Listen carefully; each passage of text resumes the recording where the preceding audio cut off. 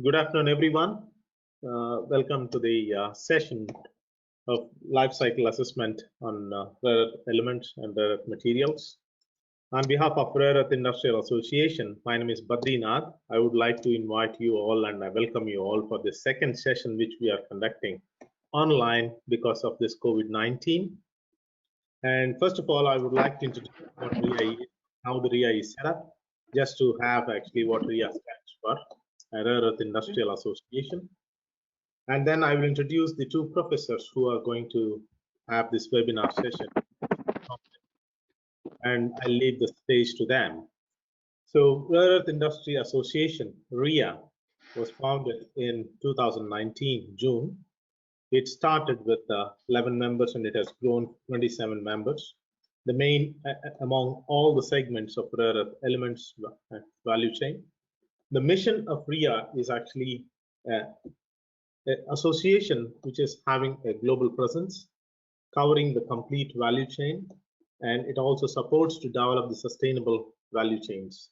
When we talk about the sustainable value chains, the most important thing is how you assess your sustainability. And life cycle assessment is one of the such kind of things, where the importance of rare earths are also increasing and their usage also increasing in different applications, and they have huge advantages along with their disadvantages too. But it's better that actually if we know these assessments, it would be nice to minimize them or else to neutralize them. And we also would like to have a mission of creating a transparency value chains and certification of the products within the, and REIA is a platform where it brings different stakeholders within the network, along with providing certain strategic solutions and research and analysis platform, where this webinar is a mix between strategic solutions and research and analysis aspect. So we had a pretty good journey from the start, where we have started with the first workshop on LCA, which is face-to-face, which has gained a very good feedback. And so we would like to continue the journey, and we would like to have a physical one, which the COVID-19 has made a huge change. So this one is going to be a virtual one. So the second session will be an advanced session. If possible, it might be a face-to-face, or it might be also a webinar again. So the association looks very simple, where the association is headed by me along with my team from different industries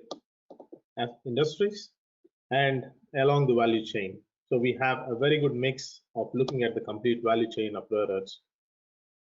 And then I would like to introduce the two professors who are going to give the webinar on this life cycle assessment.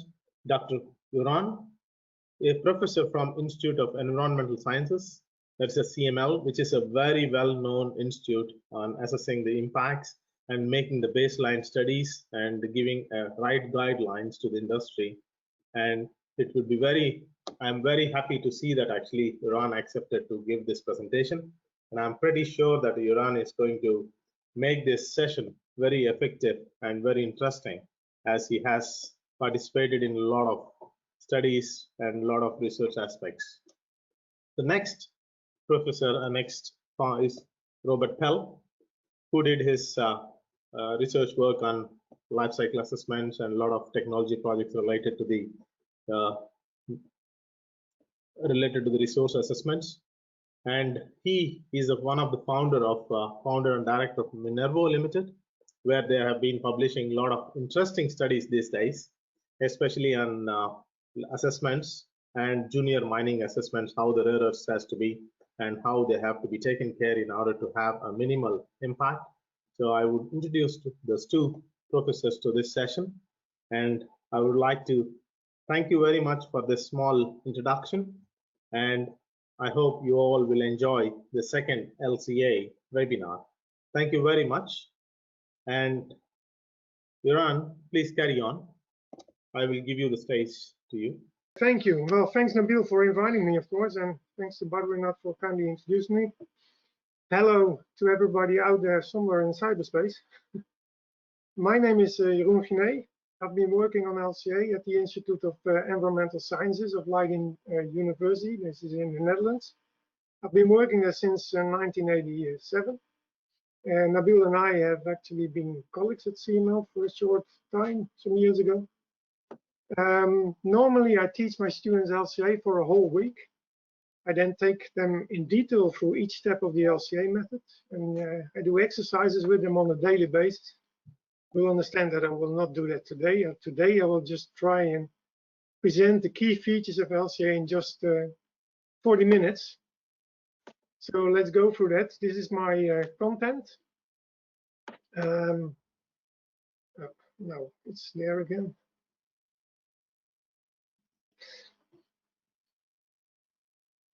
You have hidden webcams. Okay, that's fine. So but the first thing I want to do with you is go through LCA in a nutshell. LCA in a nutshell, just to summarize some key features and messages of LCA right from the beginning. And then I would like to pay some attention on the philosophy behind LCA. Why do we actually need it at all? What are its benefits, but also some of its caveats. And finally, we dive a little bit more into the theory, and we'll do that by going through the 4 main phases of LCA, which are goal and scope definition, inventory analysis, impact assessment, and interpretation.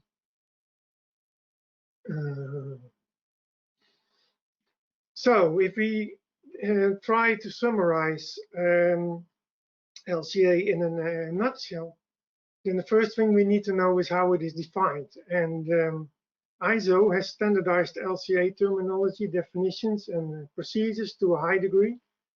I'll come back on that later.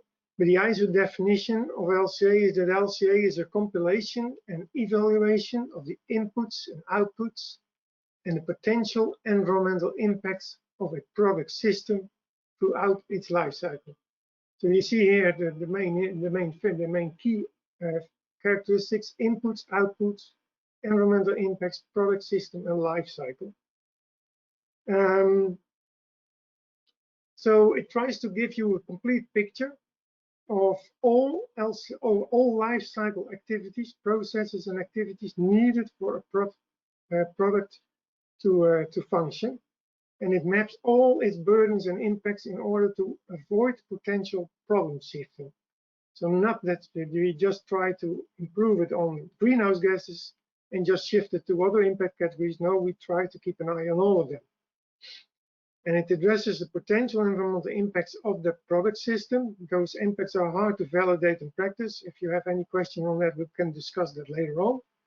And the impacts basically include climate change, stratospheric ozone depletion, acidification, smog, anything you can actually think of.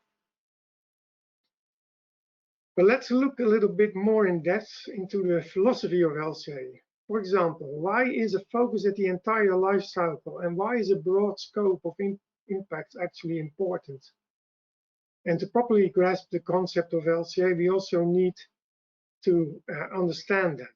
There is a philosophy behind it. So let's look at the example of electric cars. Electric cars are often claimed to be zero emission vehicles, but they still need to be fueled. In this case, they need to be charged with electricity. And electricity has to be transported to the charging point with all the infrastructure needed for that. And of course, electricity needs to be generated, requiring resources and generating emissions of some kind, depending on the energy source used. For example, coal will come with a lot of emissions. So what do we actually mean by zero emission vehicles? It may be quite a misleading term sometimes if you do not properly put it in context and substantiate it with evidence. Now let's take another example. It's recycling. And this is its Wikipedia definition. Recycling is processing used materials, waste, into new products to prevent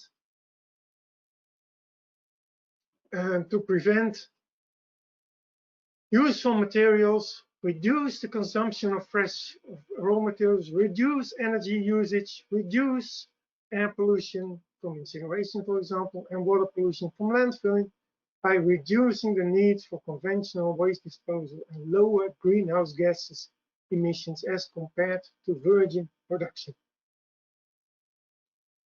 Well, maybe this is the attention of recycling, but now let's look at the plastic bottle recycling.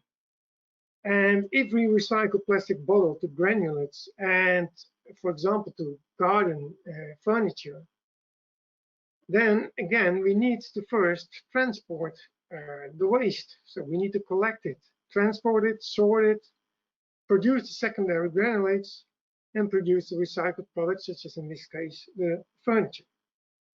All of them require energy and resources and may generate emissions. So defining recycling just as reducing and preventing by definition may also be somewhat misleading. And this is where LCA comes in. LCA is a science, is not an ideology, it's nor a sales stunt. LCA practitioners look openly, without preoccupation, at questions like, is an electric car indeed a better idea? Is recycling always a good idea? Are new technologies really more sustainable than the old ones? It's a system analysis and addresses interactions between the economic and the environmental or ecological system. And it's an analysis of externalities. So we start from the assumption that we need and actually already have the product's function. So we do not change the product's function or service, but we actually aim to map the non-accounted externalities. And then with externalities, economists mean, for example, emissions to air, to water, to soil. But the theory I'm telling you today is the theory as not just, I have to tell you something first. The LCA is standardized by ISO, but still ISO standards leave a lot of freedom for interpretation. And what I'm providing to you today is how we think that this freedom should be implemented in practice. And we have written this down in our globally most cited handbook on LCA that you see here on the slide. And some practitioners may, of course, think differently around it. I think that's an important one to know. The other one is that you have to know that LCA is an applied science. So it's not a fundamental science. We use actually fundamental science to merge all of this in a systematic way to enable environmental product assessment, and those can then support decision making on existing or maybe even new emerging technology systems. Okay, looking at LCA, we have to also realize that it's not a super tool. LCA has its limitations, and they have to be communicated clearly. It takes products and functions as a starting point of analysis. For example, it does not look at chemicals or sites as a starting point. For that, we have methods as risk assessment, safety assessment, and environmental impact assessment. And these methods cannot just be substituted by LCA. No, all of these methods are complementary. So you have your tool kit and not just one tool.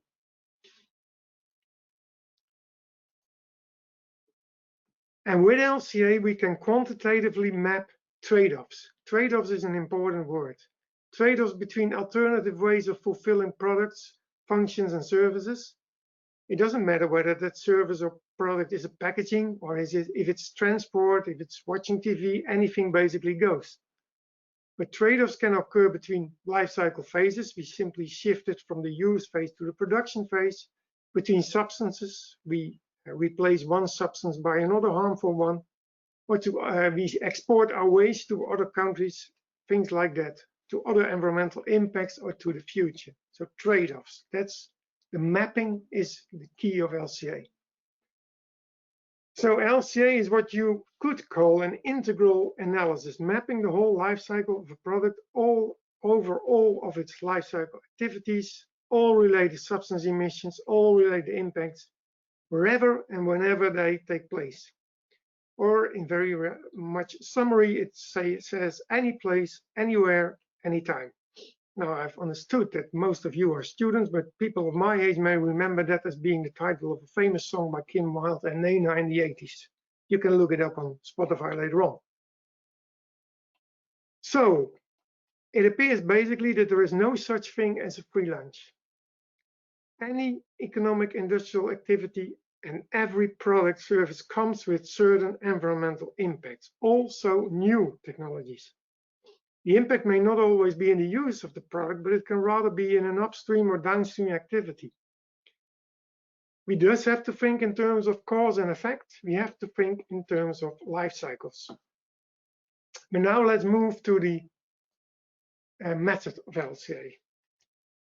We already know by now that it's a science. It covers the whole life cycle, all impacts, quantitative, etc., etc. We all know that by now. I mentioned to you that it's standardized by ISO in its series 14040. Basically, it gives you requirements, ISO. It doesn't give you any specific methods or any specific numbers. But one main thing that ISO provides us is the life cycle assessment framework. It's world famous, and it shows you that LCA exists of 4 phases: goal and scope definition, inventory analysis, or abbreviated as LCI, impact assessment, or LCIA, and interpretation. So let's go through each of these phases now.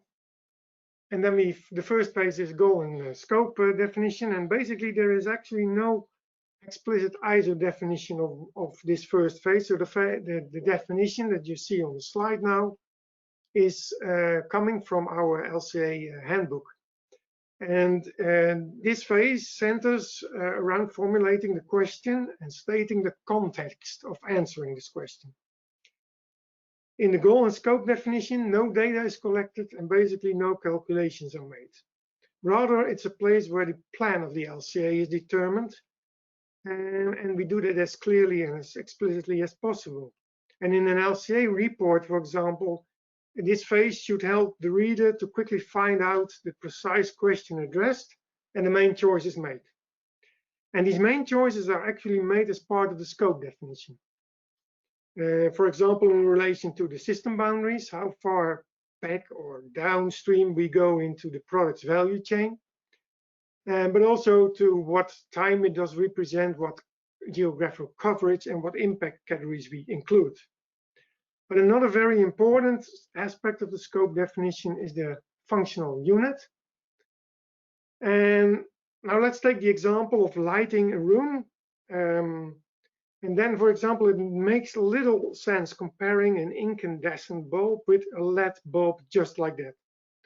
The lifespans and performances of these bulbs might differ considerably, and the function is not so much having that bulb, it's actually having light of a certain quality. So the functional unit expresses the function of the products, offering a way to equalize differences in performance. The functional unit for analyzing a lighting system could then, for example, be lighting a standard room of 15 square meters, for example, my room here, with 1250 lumen for 1000 hours. And then a lamp which would go longer than 1000 hours would only be included partially, and the one that does not make this 1000 hours would actually duplicate. As LCA employs a linear calculation rule, the results scale by choosing a numerically different functional unit. So, for example, if we would now just light the room for 10 instead of 1000 hours, we would scale the results down by a factor 100. But all the alternatives scale down in a similar way. So this will not affect any conclusions.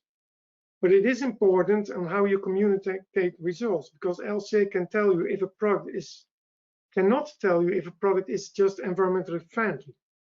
LCA can only indicate to you if product X is more environmentally friendly than product Y, or that the use phase is the least environmentally friendly of another product. And that's important to remember. So then we arrive at the second phase of LCA. It's the life cycle inventory phase. It's often abbreviated as LCI. And this phase is defined by ISO as the phase of life cycle assessment involving the compilation and quantification of inputs and outputs for a given product system throughout its life cycle. It basically is the most in time and resource intensive phase of doing an LCA, particularly as we have to draft our system here and collect all the data for its system. So the data collection is taking place here. Quantification is an important aspect here, and numbers in terms of data and calculation is all what LCI is about. And then another key element of that LCI phase are unit processes and flows. A unit process is the smallest portion of a product system for which we can collect data in an LCA. From processes and flows, we can build up product systems. So suppose we want to drive a car. For driving a car, we need a car and we need fuel. For producing a car, we need steel, we need tires, and maybe we need also some electricity. And for tires, we need rubber. There it is. Hopefully you see it now too. And in the end, we also need, of course, waste management. And this waste management can basically also include recycling. And this is an important observation. Recycling is thus a process that is included as part of the LCI modeling. All these processes are connected by flows in order to deliver the product's function, which in this case was car driving. So here you see how processes and flows together build up a system. And there we have system from the initial definition of LCA. Processes and flows. So let's look a little bit at flows. We distinguish between economic and environmental flows. Economic flows are flows of goods, materials, services, energy, or waste to be processed from one unit to another, such as steel, electricity, tires, cars. Environmental flows are flows from or to the environment. So resource extractions or emissions to air, water, and soil, for example. Examples of unit processes, these include extraction of ore rocks, fossil fuels, production of materials such as steel production, refining of oil, production of components and products such as furniture, cars, TVs, use of a TV, processing waste and recycling of waste, and transport between all processes, for example, by lorry, ship, plane, whatever. And again, we see that recycling is thus modeled as a process with all related flows, so including secondary materials produced in the inventory analysis. So it's not some item outside of separate from LCA, it's modeled as part of the LCI. And each of these processes is described in quantitative terms as having inputs and outputs. And inputs and outputs, those are the flows.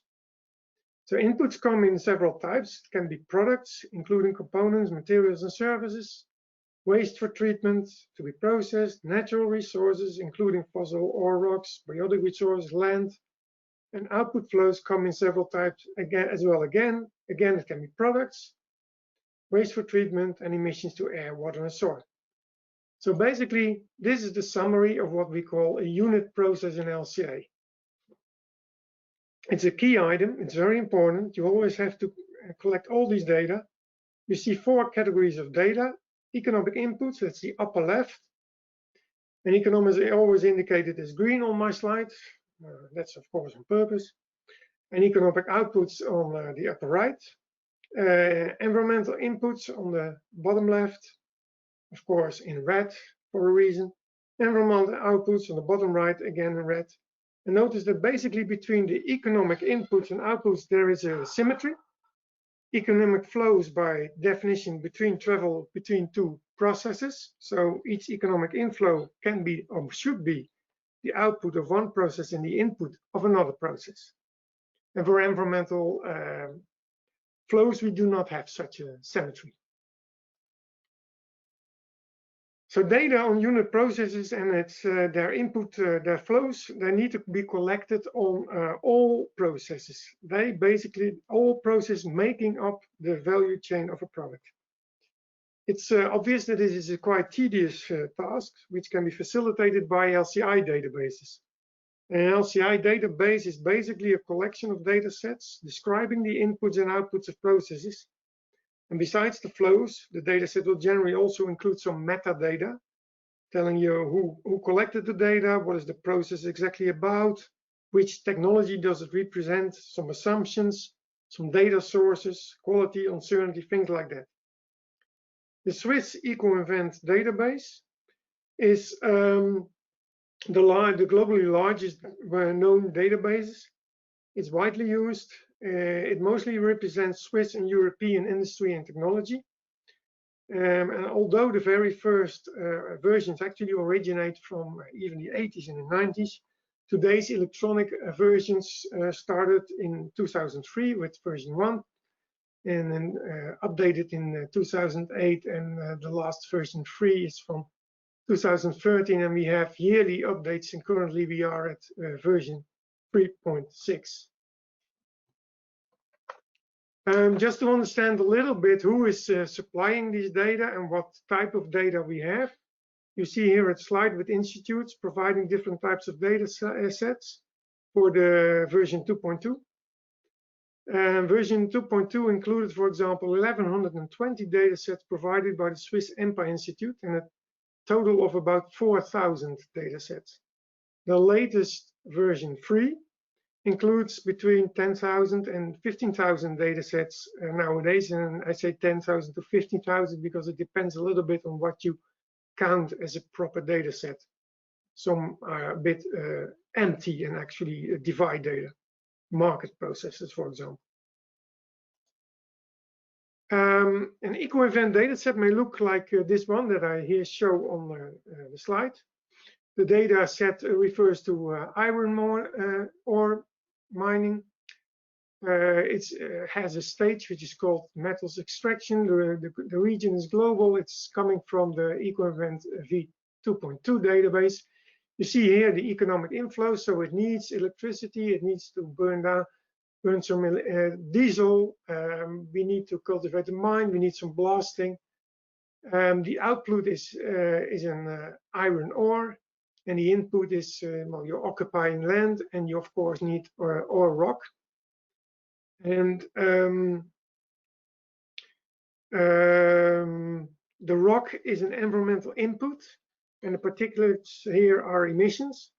Resource in ground here refers to rock, which is a term that geologists will rather use as rock, but in EcoInvent it is basically mentioned resource in ground. Okay. Well, the value chain of a product system can consist of a basically countless number of unit processes. Now let's imagine a product, a random product. It's used, it's disposed, and it needs to be assembled from different components and auxiliaries that need to be produced again on their turn.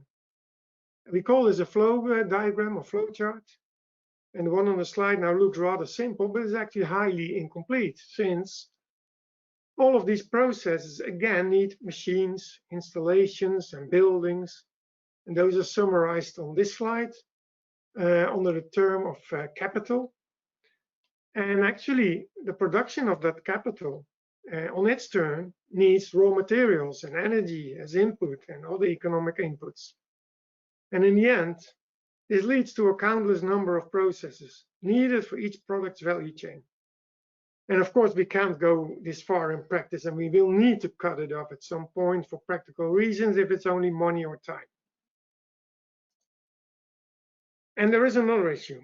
Some of these processes are monofunctional, so they just produce one valuable economic output.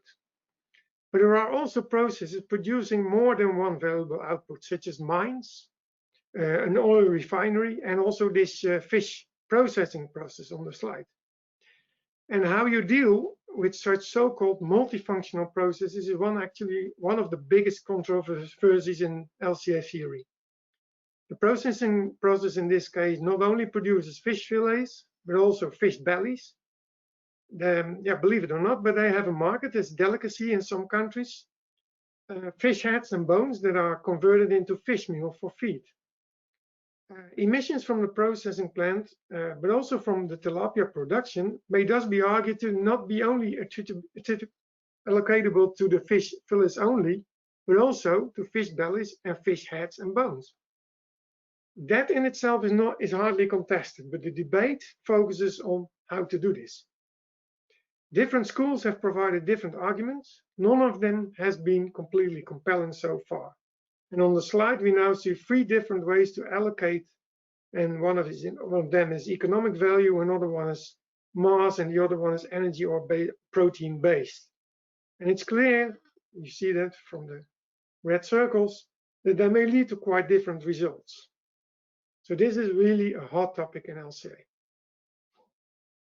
The result of the inventory analysis is a so-called inventory table. It lists all environmental inputs and outputs related to each of the alternative products fulfilling the same functional unit. And in this case, we have labeled them as product 1 and product 2. It can easily contain hundreds or thousands of items. It's a really long list, it's endless. And it contains not only the familiar pollutants and resources such as CO2 and NOx and crude oil, but also some more exotic terms like 1-pentanol, cyprodenyl, and dolomite. Typically, these so-called elementary flows are aggregated over the entire system so that the CO2 emission represents the life cycle emission of CO2.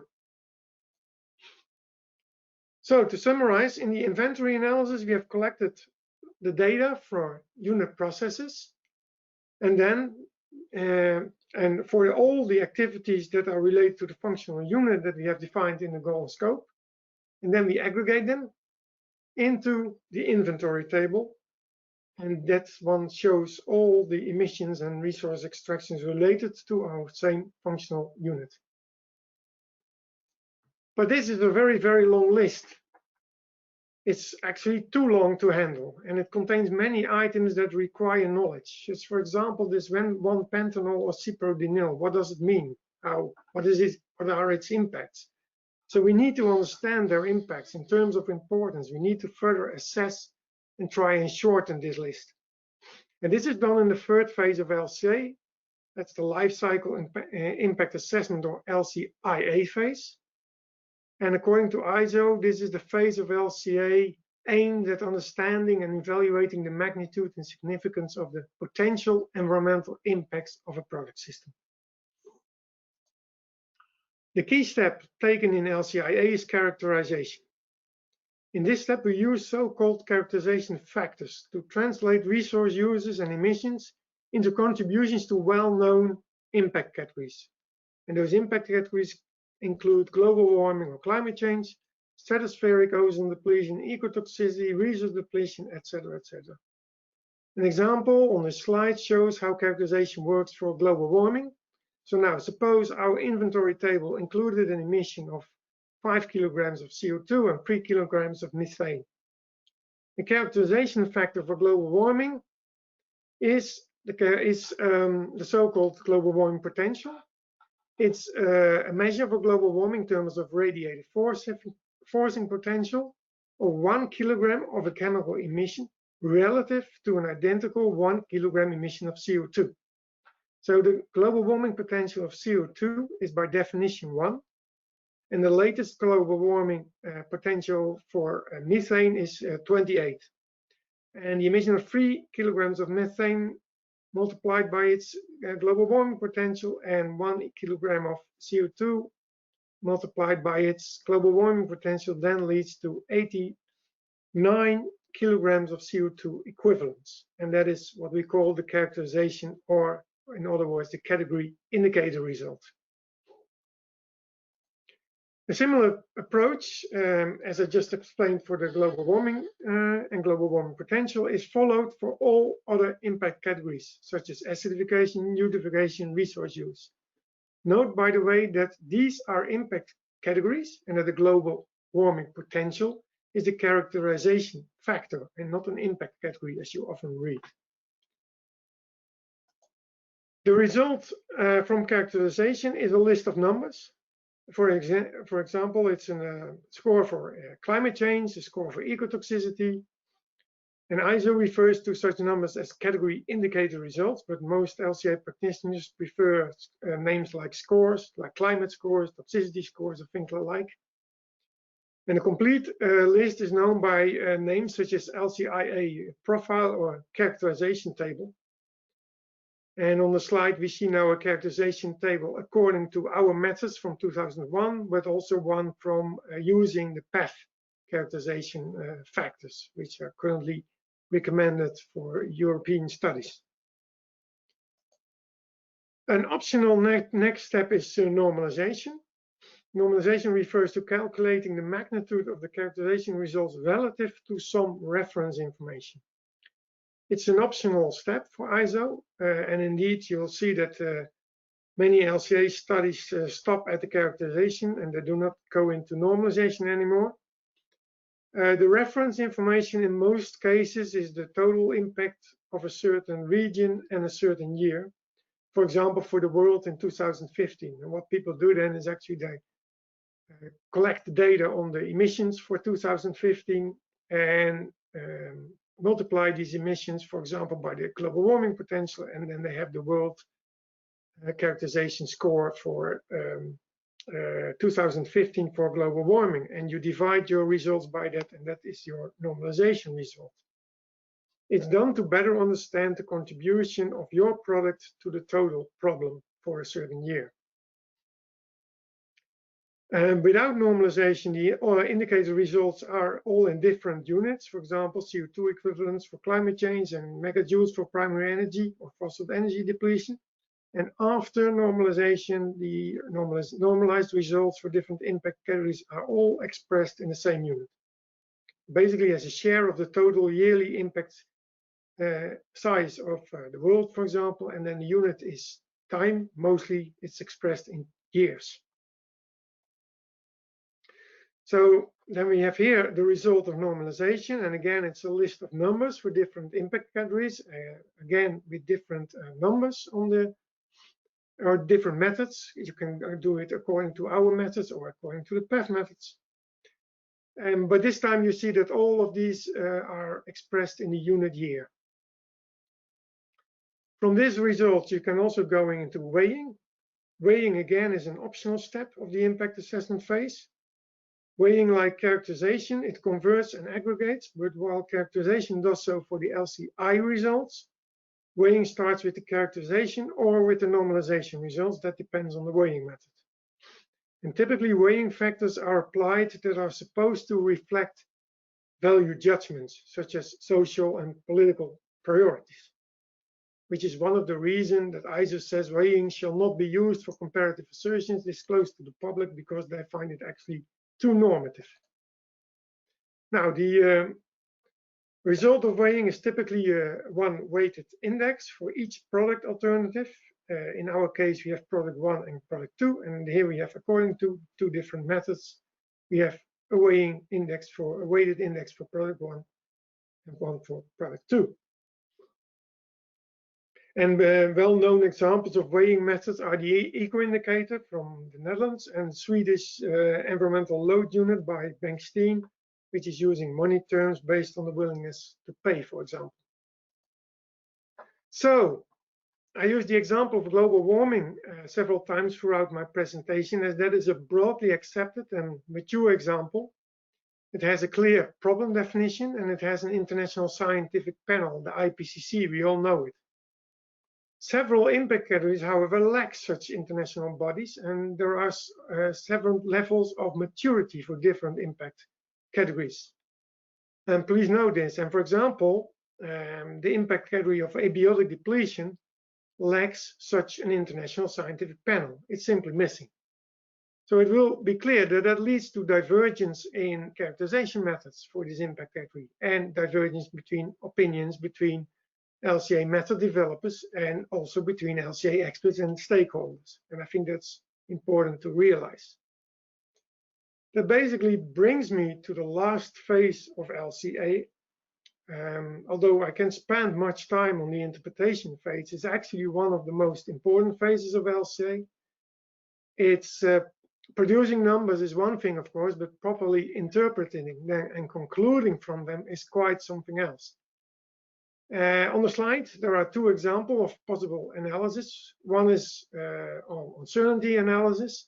It's on fish farming. And the second one is a contribution analysis on solar light. For uncertainty analysis, it's important to remember that LCA has no absolute value, but only a relative value, as I mentioned in one of my first slides. So we can claim that something is more environmentally than an alternative, but we cannot just claim that it's environmentally friendly.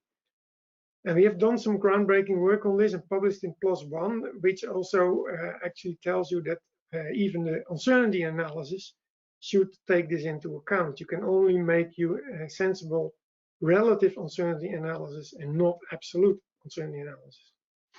And with contribution analysis, we can, of course, identify dominant contributing processes, but also emissions to total impacts. There are many more analysis possible, but I leave it here for today. And it brings me to the end of my presentation. I hope I was able to explain LCA a bit in a nutshell in 40 minutes, and I guess the floor is now open for questions. So thank you for your attention.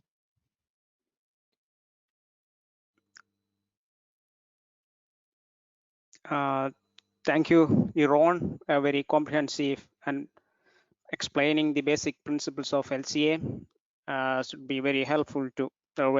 There were many participants from the universities, those who want to do LCA, also the participants from our companies, those who want to just start the LCA and what are the basic principles.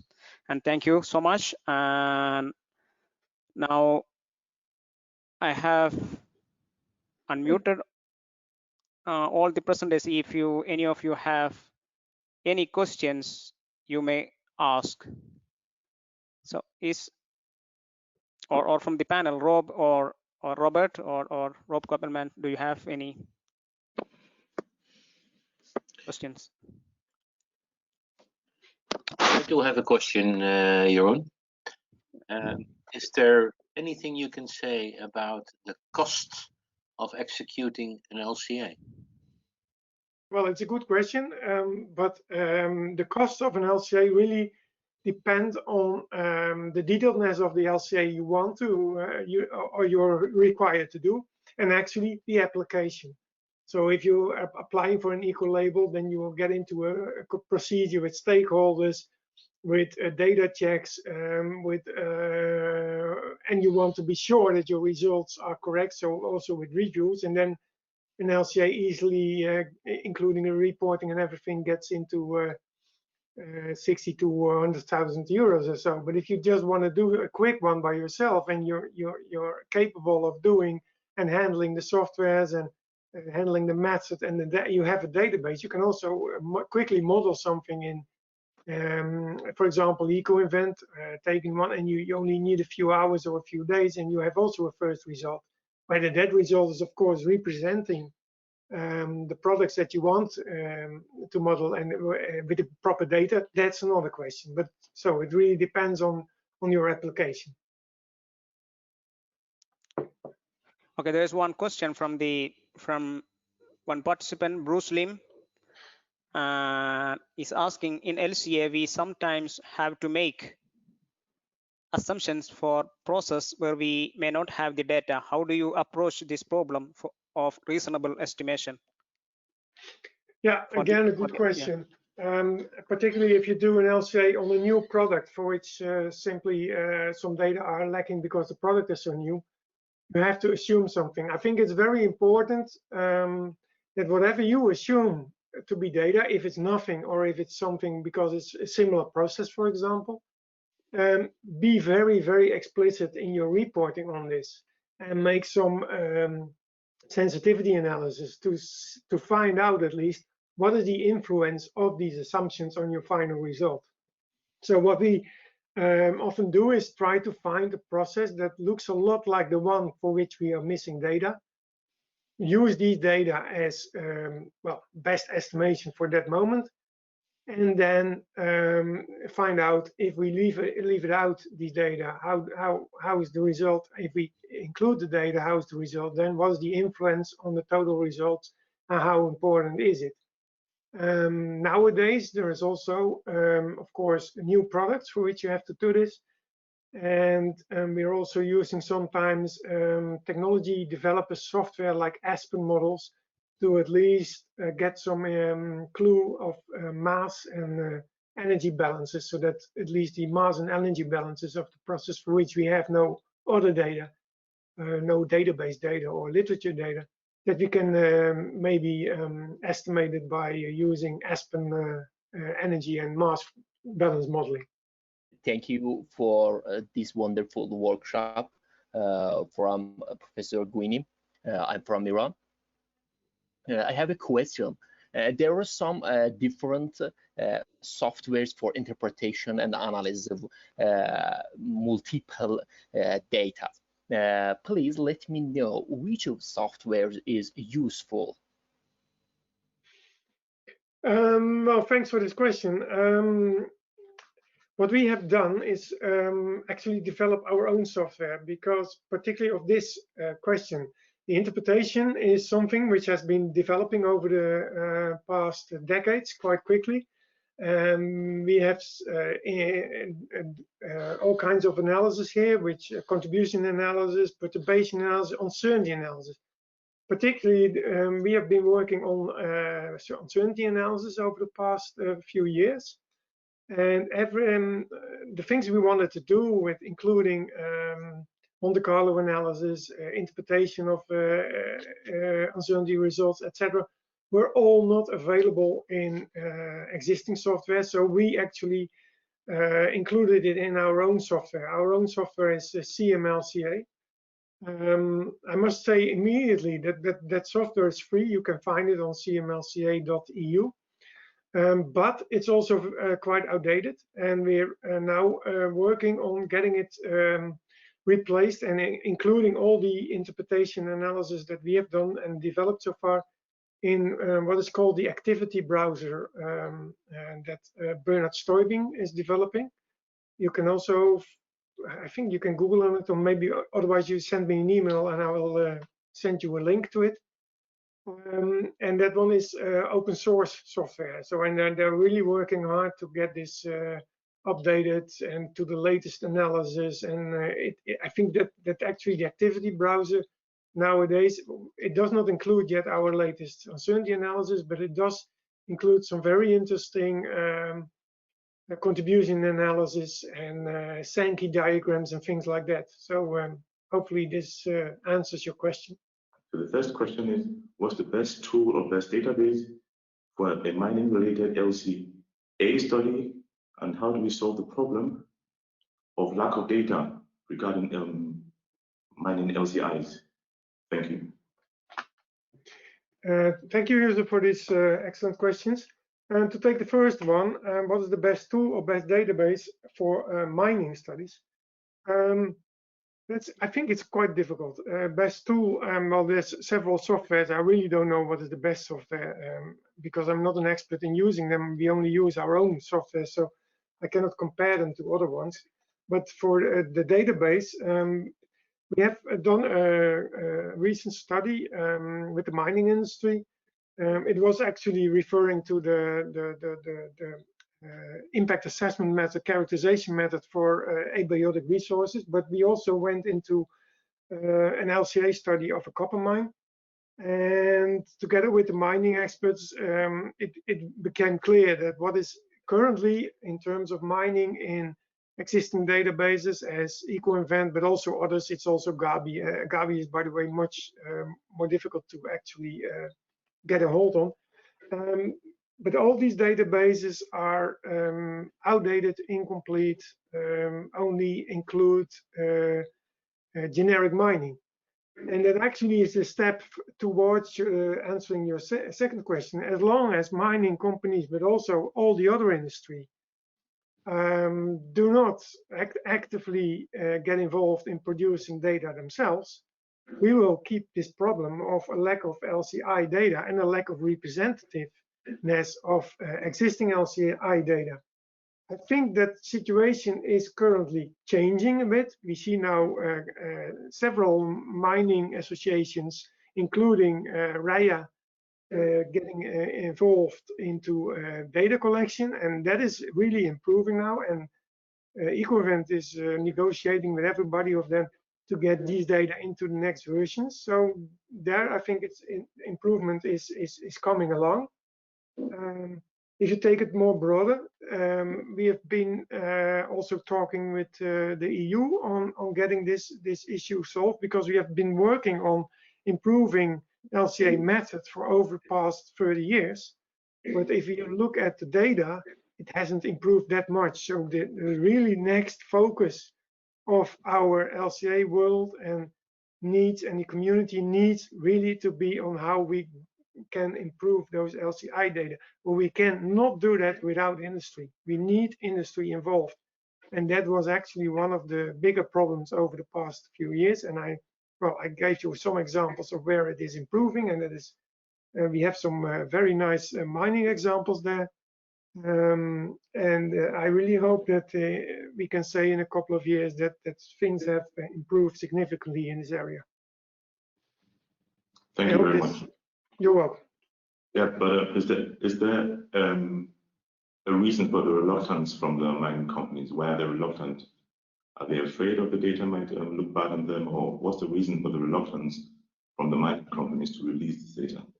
Well, that's a good question, because well, I'm not a company, so we should actually ask the companies if they are present here. I think that there's actually one of the reasons made that if the data are on the street and getting public, they might get the recipes of the industry. But I've also seen some good examples where you can still publish data without releasing your technology recipe. So, Okay. but that might be one reason. Thank you very much. You're welcome. Yeah. Anyone Perhaps, else? guys, perhaps Yeah. I can add to that question. And Jeroen, I'd like to know your opinion on that. What incentive would mines have to publish that information? Apparently, they can get away with producing at this moment without having to publish that information whatsoever. Why should they? Yeah, well, one of them is, of course, value chain responsibility. This nice word that we all use, but it doesn't just mean that the one who is at the end of the value chain should be responsible for the chain at all. No, that means that every participant of that value chain needs to be involved and needs to be responsible. And I think that is one reason. And there is no economic incentive, for example. So yeah, as long as there is no economic incentive whatsoever, I think it will be difficult to get everybody involved. So you really need to find an incentive which is basically beyond my academic scope to get all these people involved. And I know that in the US you have to publish some data. In Europe that is less strict. So I think there are possibilities to do so. But one thing is at least that if you want to claim environmental issues, then you need to be transparent. Otherwise, you're not credible. So everything that is now ongoing in the terms of electric cars, we need to prove that it's more sustainable than any other type of transport. Then we have to shed our light on the whole value chain, including the mining industry, because of course all these batteries, they involve a lot of more materials than other options did before. So we need this data, but to put it back easily, there is no easy solution to this. There is no direct incentive. So if there is no direct incentive, I guess we need to create one, just like we had the carbon tax, for example. Yes, but what I fail to understand here, what would be the benefit of an enterprise to put a lot of money to the table to perform an LCA and then publish that LCA? Because at the end of the day, the customer is not willing to pay more for a product which is covered by an LCA than he is prepared to pay for a product without an LCA. Yeah, but this has to come from a perception of that today's world is not only about money, but it's about all the three sustainability pillars, right? So I think from that is where we now address companies and people on. But if it's only about money, I can understand that it makes no sense. But it's not only about money, this world, right? Yep. Well, okay. So what would be the advantage for a company to be the first with an LCA? To show to others that they're doing a good job, and actually to get the others to publish their data and to pay attention to the aspect of environmental sustainability. I think some of the bigger companies, not in mining, but in other chemical companies, Unilever, also Procter & Gamble, have done things like that and have actually created a competitive field on environmental sustainability between these companies. So if you feel, and if that is part of your mission and you really want to do something, here is your challenge.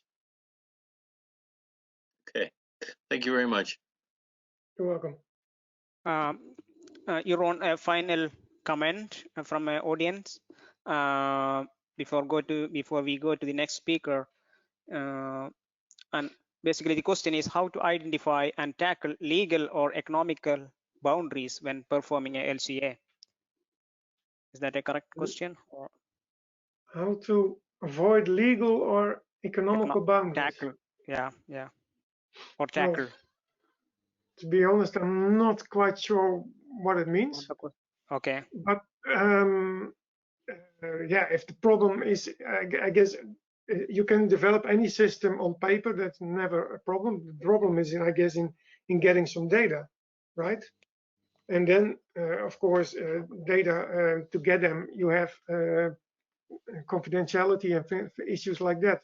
Not completely understand what the other part of the question basically entails. Thank you, Jeroen, for giving a presentation, and I hope we can also share your slide with the participants. Yes, I will send you my PDF file if you don't mind. Yeah, sure. Yeah, and also okay. We will have the recording for the participants. Yes. Yeah, and we have the next speaker.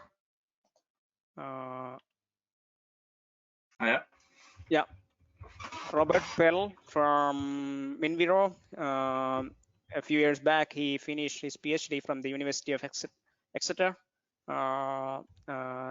from the mining, Camborne School of Mine, and now he has his company consulting, mining companies and processing companies on how to tackle these LCA issues and how to build their own database.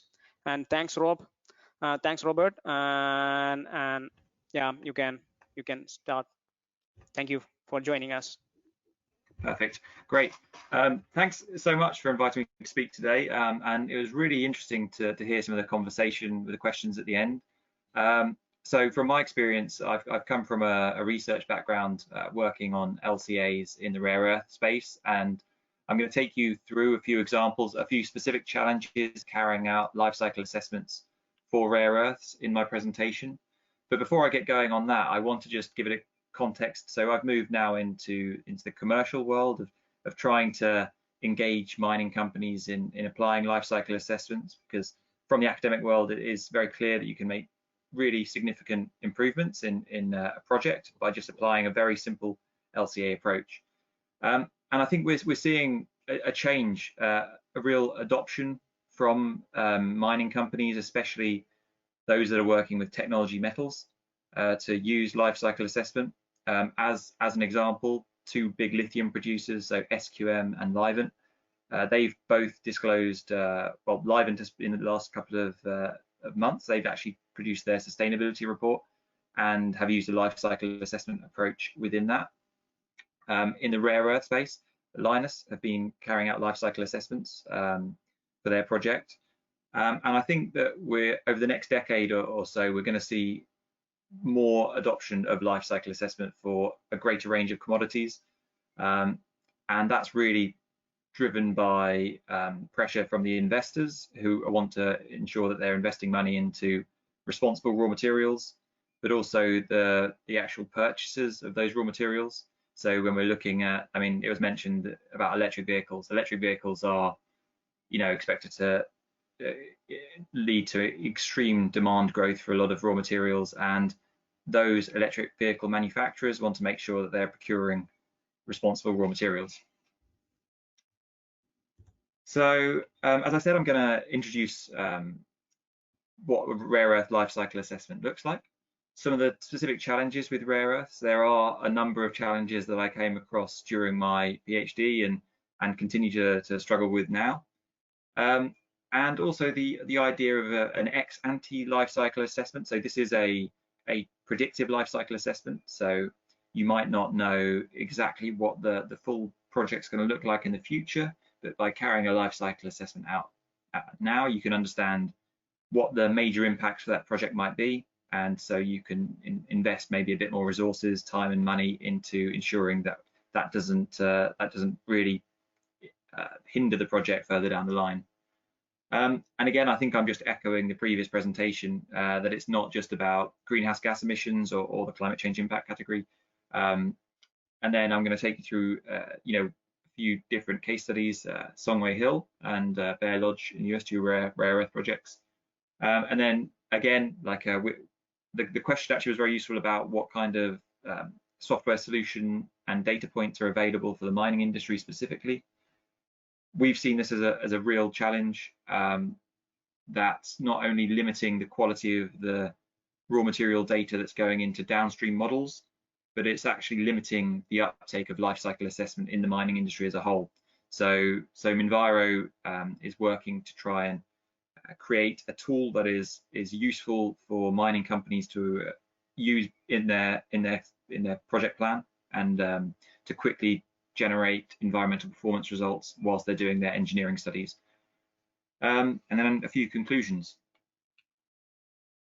So I don't know what exactly the experience for the audience in the rare earth space, but this is a diagram that colleagues from University of Exeter and I published in Minerals earlier on in my PhD, which is identifying 3 major process routes for rare earths. So you've got to imagine that rare earths exist in a range of different deposit types, you know, different mineralogies, and these differences mean that they're going to need different processing routes. So this is where we started off the question: is there a real trend in environmental performance for the different deposit types? And you can see that the hard conventional would be conventional open pit mining or underground mining, but not really many underground opportunities for rare earths, and then followed by comminution, and then some mineral processing, and then maybe some cracking dissolution process, followed by the actual rare earth separation. Whereas if you look at the bottom on this diagram, they're easily leachable. This refers to the ion adsorption type deposits that you get for rare earths, which is where you actually have the rare earths contained within sort of a clay system. And this has been a dominant method of production in southern China for many years, and there's been some pretty big headlines about the environmental performance over the last couple of decades about this. But theoretically, when you look at this diagram, you think, okay, well, you can actually miss quite a few of these processing steps, which would suggest that if the process was employed sustainably, considering, you know, runoff and all the other interaction with the soils and everything like this, then theoretically you could have a lower energy requirement for this process route.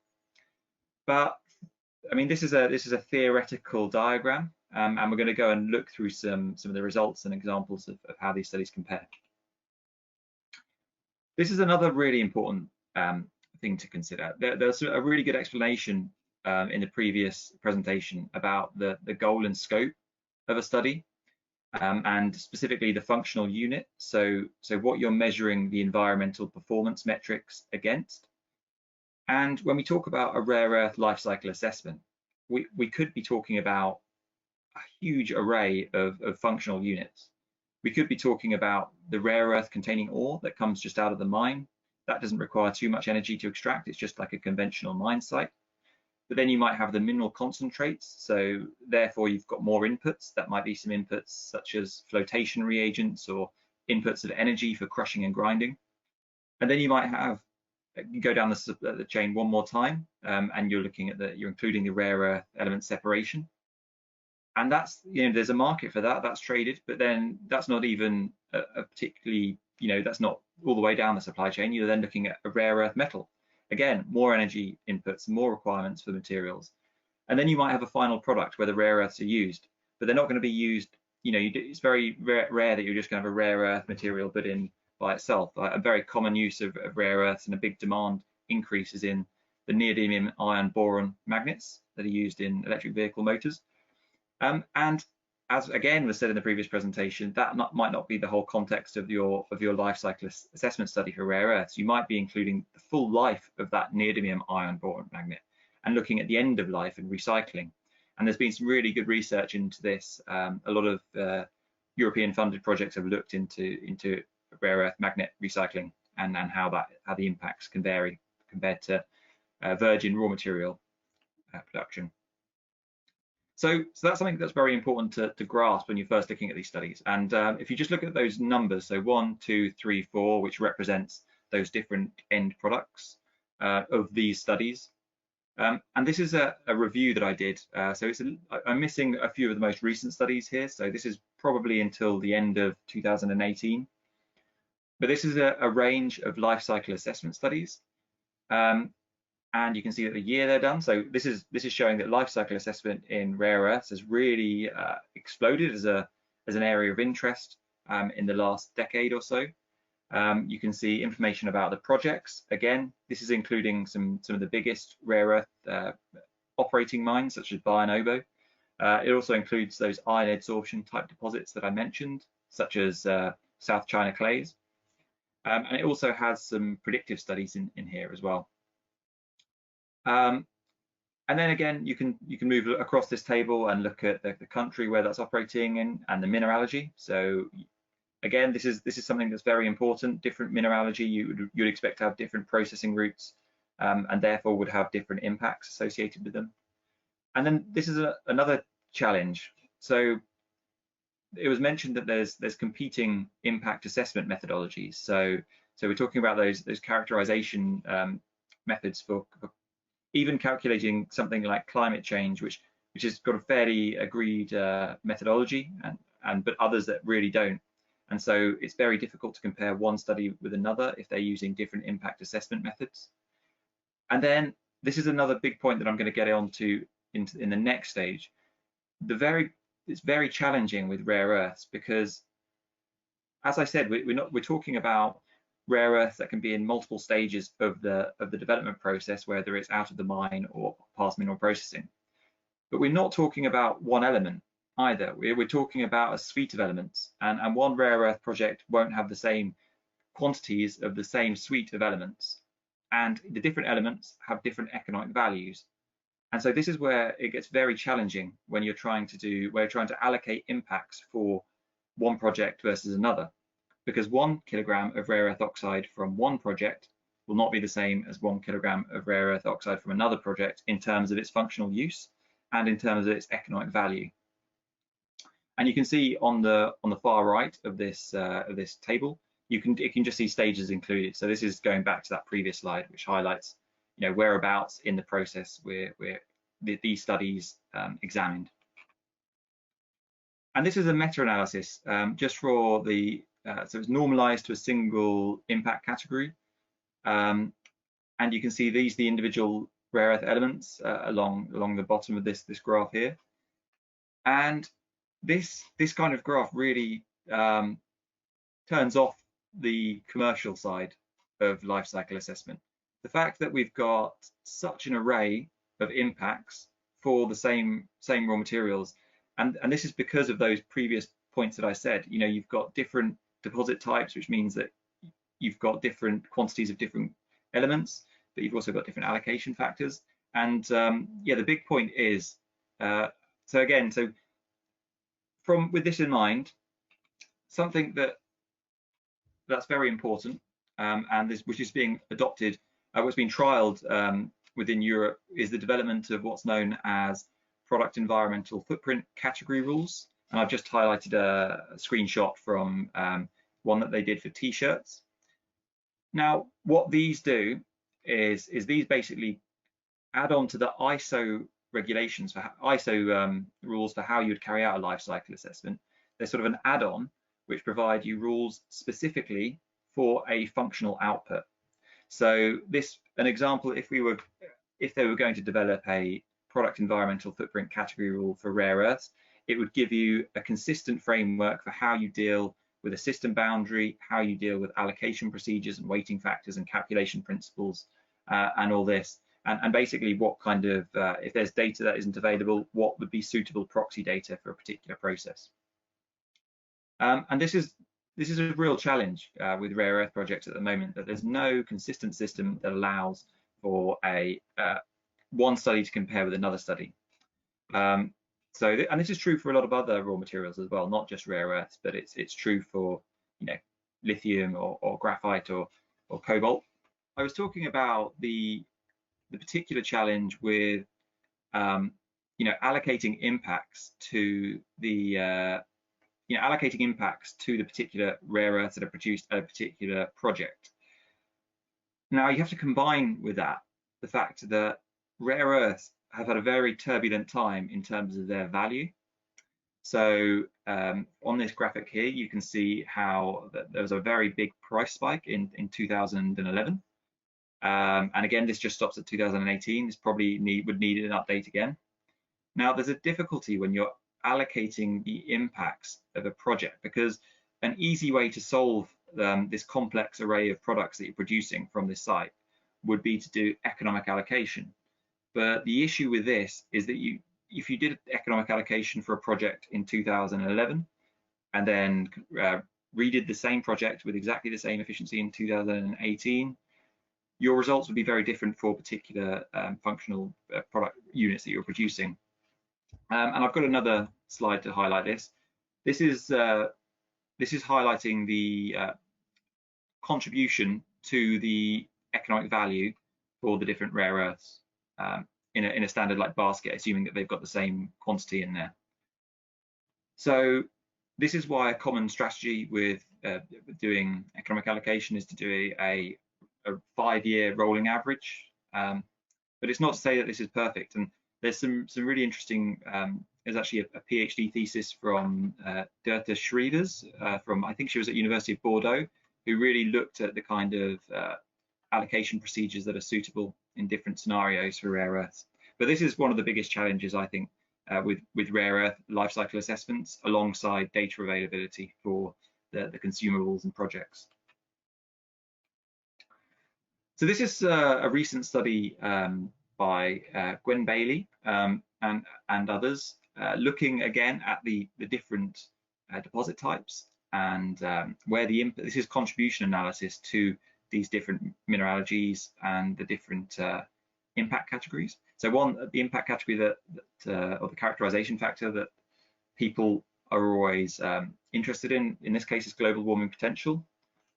Now you can see here that the bastnasite route has just under 10% of the impact is actually with the mining phase, a little bit, maybe 7% with the beneficiation, but a significant impact is actually in the solvent extraction phase. And some of the case studies that I'm going to show later are going to be really interesting. Rare earth production is perfectly aligned to life cycle assessments. And I'm not saying that just because I did my PhD on it. I'm saying it because it's not just energy intensive, it's actually reagent intensive, and the reagents can have large embodied impacts in it themselves. But this slide really is helpful to highlight that it just reinforces that the geologists have a role in identifying what you'd expect from the environmental performance of a project based on mineralogy and understanding of different mineral processing routes. And this is just highlighting it again. You know, every rare earth project is going to have a different flow sheet. It's very complex. You've got a lot of materials in there, very different mineralogies. You know, one type of bastnasite is not the same as another, and you tend to have more than one mineralogy in a deposit. And so So this is something that's very important to consider when you're doing an LCA. And one big factor that's probably before this study's been underrepresented, there hasn't been a useful radioactivity impact factor to represent the type of radioactive challenges you have with rare earth production. So again, looking at the relationship between impact and mineralogy, this was some work done by a master's student at Camborne School of Mines, which identified the range of average dose range that you'd get from a certain type of mineralogy for rare earth, because sometimes with rare earth projects you have you also have the minerals of or the materials of thorium and uranium within a deposit, and therefore certain rare earth minerals have issues with radioactivity associated with them. And so xenotime is highlighted here as right on the higher end, and then baptensite is relatively low in the spectrum of these. But I really encourage people, if they're interested in how this impact category was developed, again, this is in the same study of Bailey, but it's also James Joyce came up with the norm rating for the life cycle impact assessment approach. And by the way, I know there's a lot of, if people are interested in anything in particular, feel free to email me afterwards and I can direct them into the right publications. So here's just an overview of how he developed that as an approach. And then one more, I came across this publication quite recently, but it's a really interesting approach, and there's a group that have really been looking at the XG efficiency of different production routes. So it's basically highlighting how useful the energy has been used, and this is a really interesting graph because it highlights the theoretical maximum of efficiency for these different stages of production. And this is really highlighting that we've got quite a lot of work to do in terms of efficiency to get up to our theoretical maximum efficiency. And another point in this paper was that, you know, we're never going to get to 100% efficiency, even in a perfect circular economy where we recycle everything. It's just not how thermodynamics works. So that's always important to consider. But this is a really interesting paper, and I encourage people to see that. And again, this just puts it in context about what is the contribution to the different stages of rare earth production. So as I said, you know, it depends where we're looking on that rare earth production supply route. You know, the mining and mineral processing in this study had quite a minimal, you know, I think it's less than 4% of the total global warming potential impact. Acid roasting quite significant. But yeah, so that's a really important consideration as well. So I'm going to talk about the approach that you might use and the advantages of carrying out predictive life cycle assessment, so ex-ante life cycle assessment. This graphic represents a very simplistic flow diagram highlighting, you know, the life of a project from the desk study right to closure. So when you've got a desk study, you haven't really invested much money, and these are the two graphs, the two lines on this graph below that flow is highlighting the ability to influence a project. So basically, the earlier in a project you have, if you've got some information, you can influence that project more easily because the company hasn't spent money on infrastructure. They haven't put hours in developing plans. They might not, you know, that once they've invested hundreds of millions of pounds in a project, your LCA is unlikely to change how they structure their project. But also you have that disadvantage of when you do have a significant ability to influence a project, you might not have the same quality of data or the data availability. So you might not know exactly what kind of process they're going to use. You might not know what energy they've decided to use for the project.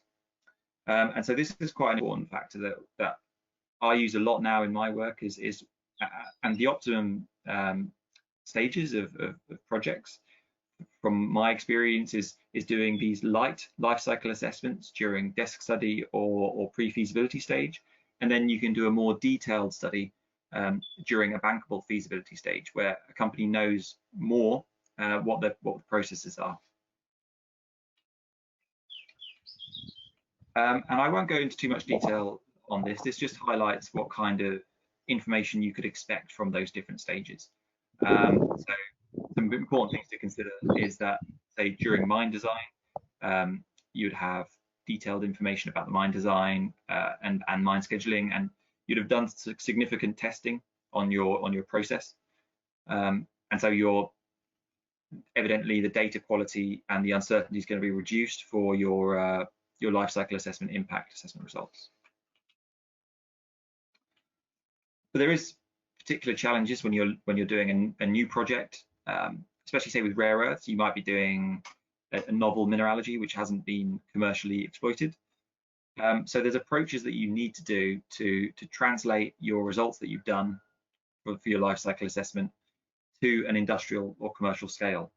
And this is quite challenging, and there's been some academic papers on this, but there's no real clarity on how you have to do this. So I think there's quite a lot of flexibility within the LCA community for how you make these assumptions.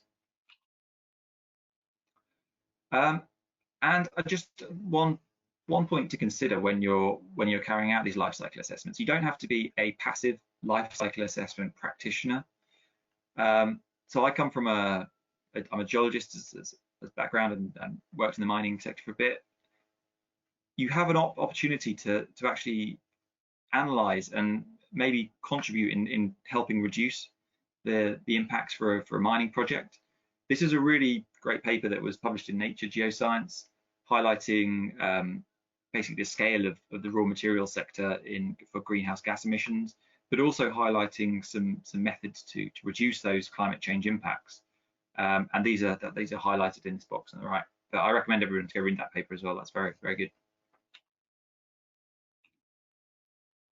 And yeah, and as I think this has been stated, I don't need to go into this again. It's not just about global warming or climate change impacts.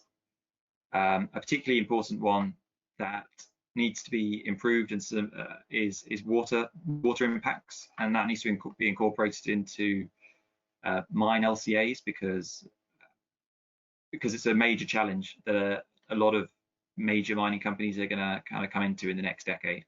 As an example, in Chile, they've got really big water scarcity issues. I think I've got a graphic here. So Stephen Northey from Australia did some really interesting work on this, and highlighting basically there's a lot of mines where there's a lot of high levels of scarcity of water.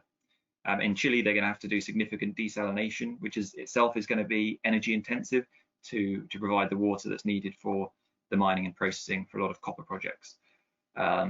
So I think this is an area, again, that could do with being improved and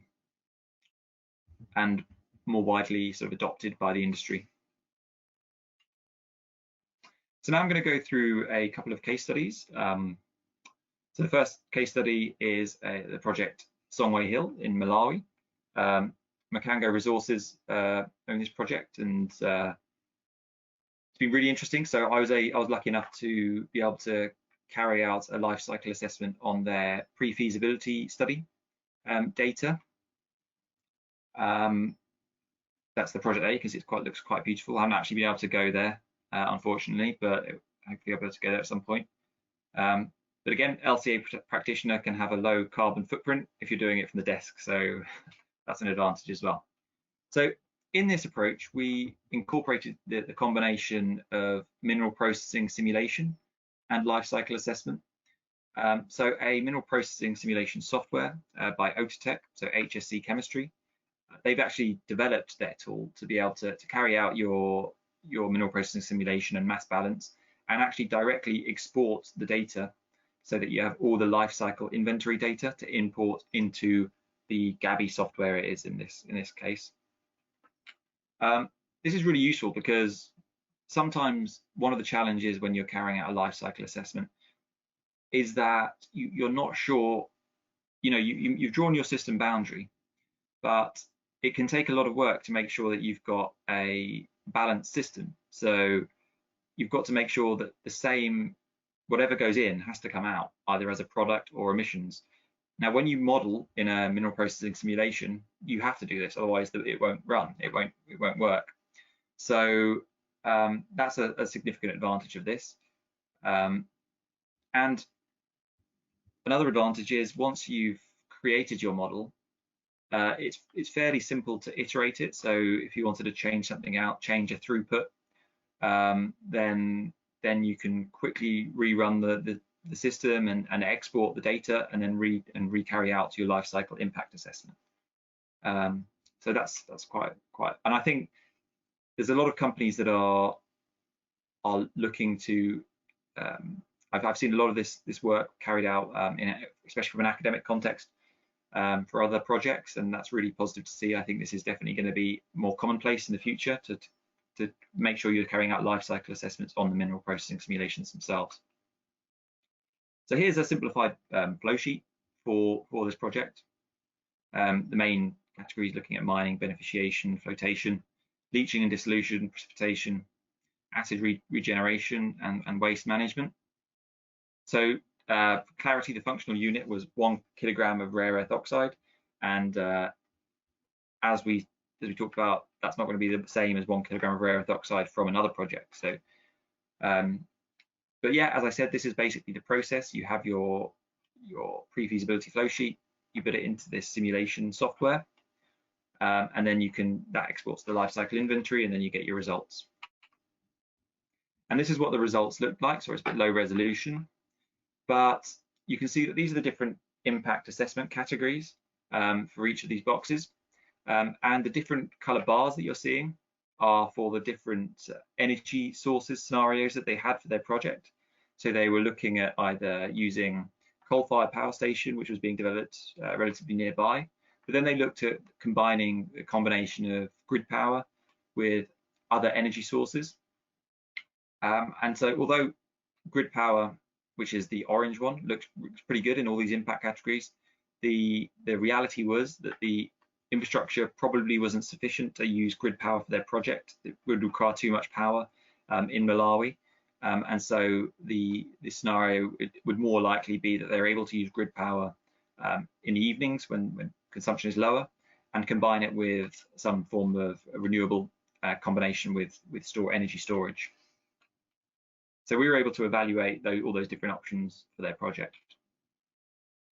So now let's look at the contribution. So we've seen what the CO2 impact or the CO2 emissions associated with 1 kilogram of rare earth oxide produced, but we want a bit more information, especially in the pre-feasibility stage. We want to know what can we do in the next stage of the project to remedy this.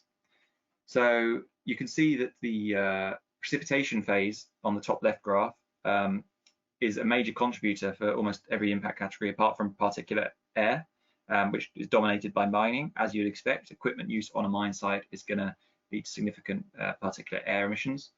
But everything else is dominated by precipitation. So then if we look at the bars on the bottom right graph, this is, if you imagine zooming just into that precipitation bar, and you can see that these are the unit processes which are contributing to that that process stage.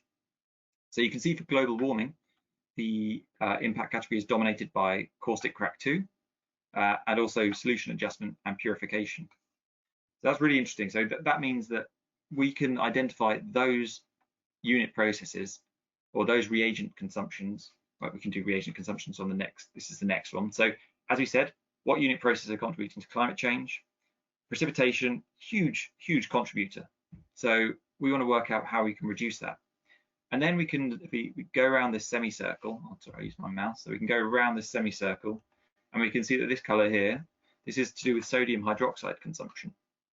Now, during the PFS, they were modeling the system, and sodium hydroxide consumption had a fairly high embodied energy, fairly high embodied climate change impact in its data set that we used from Gabi.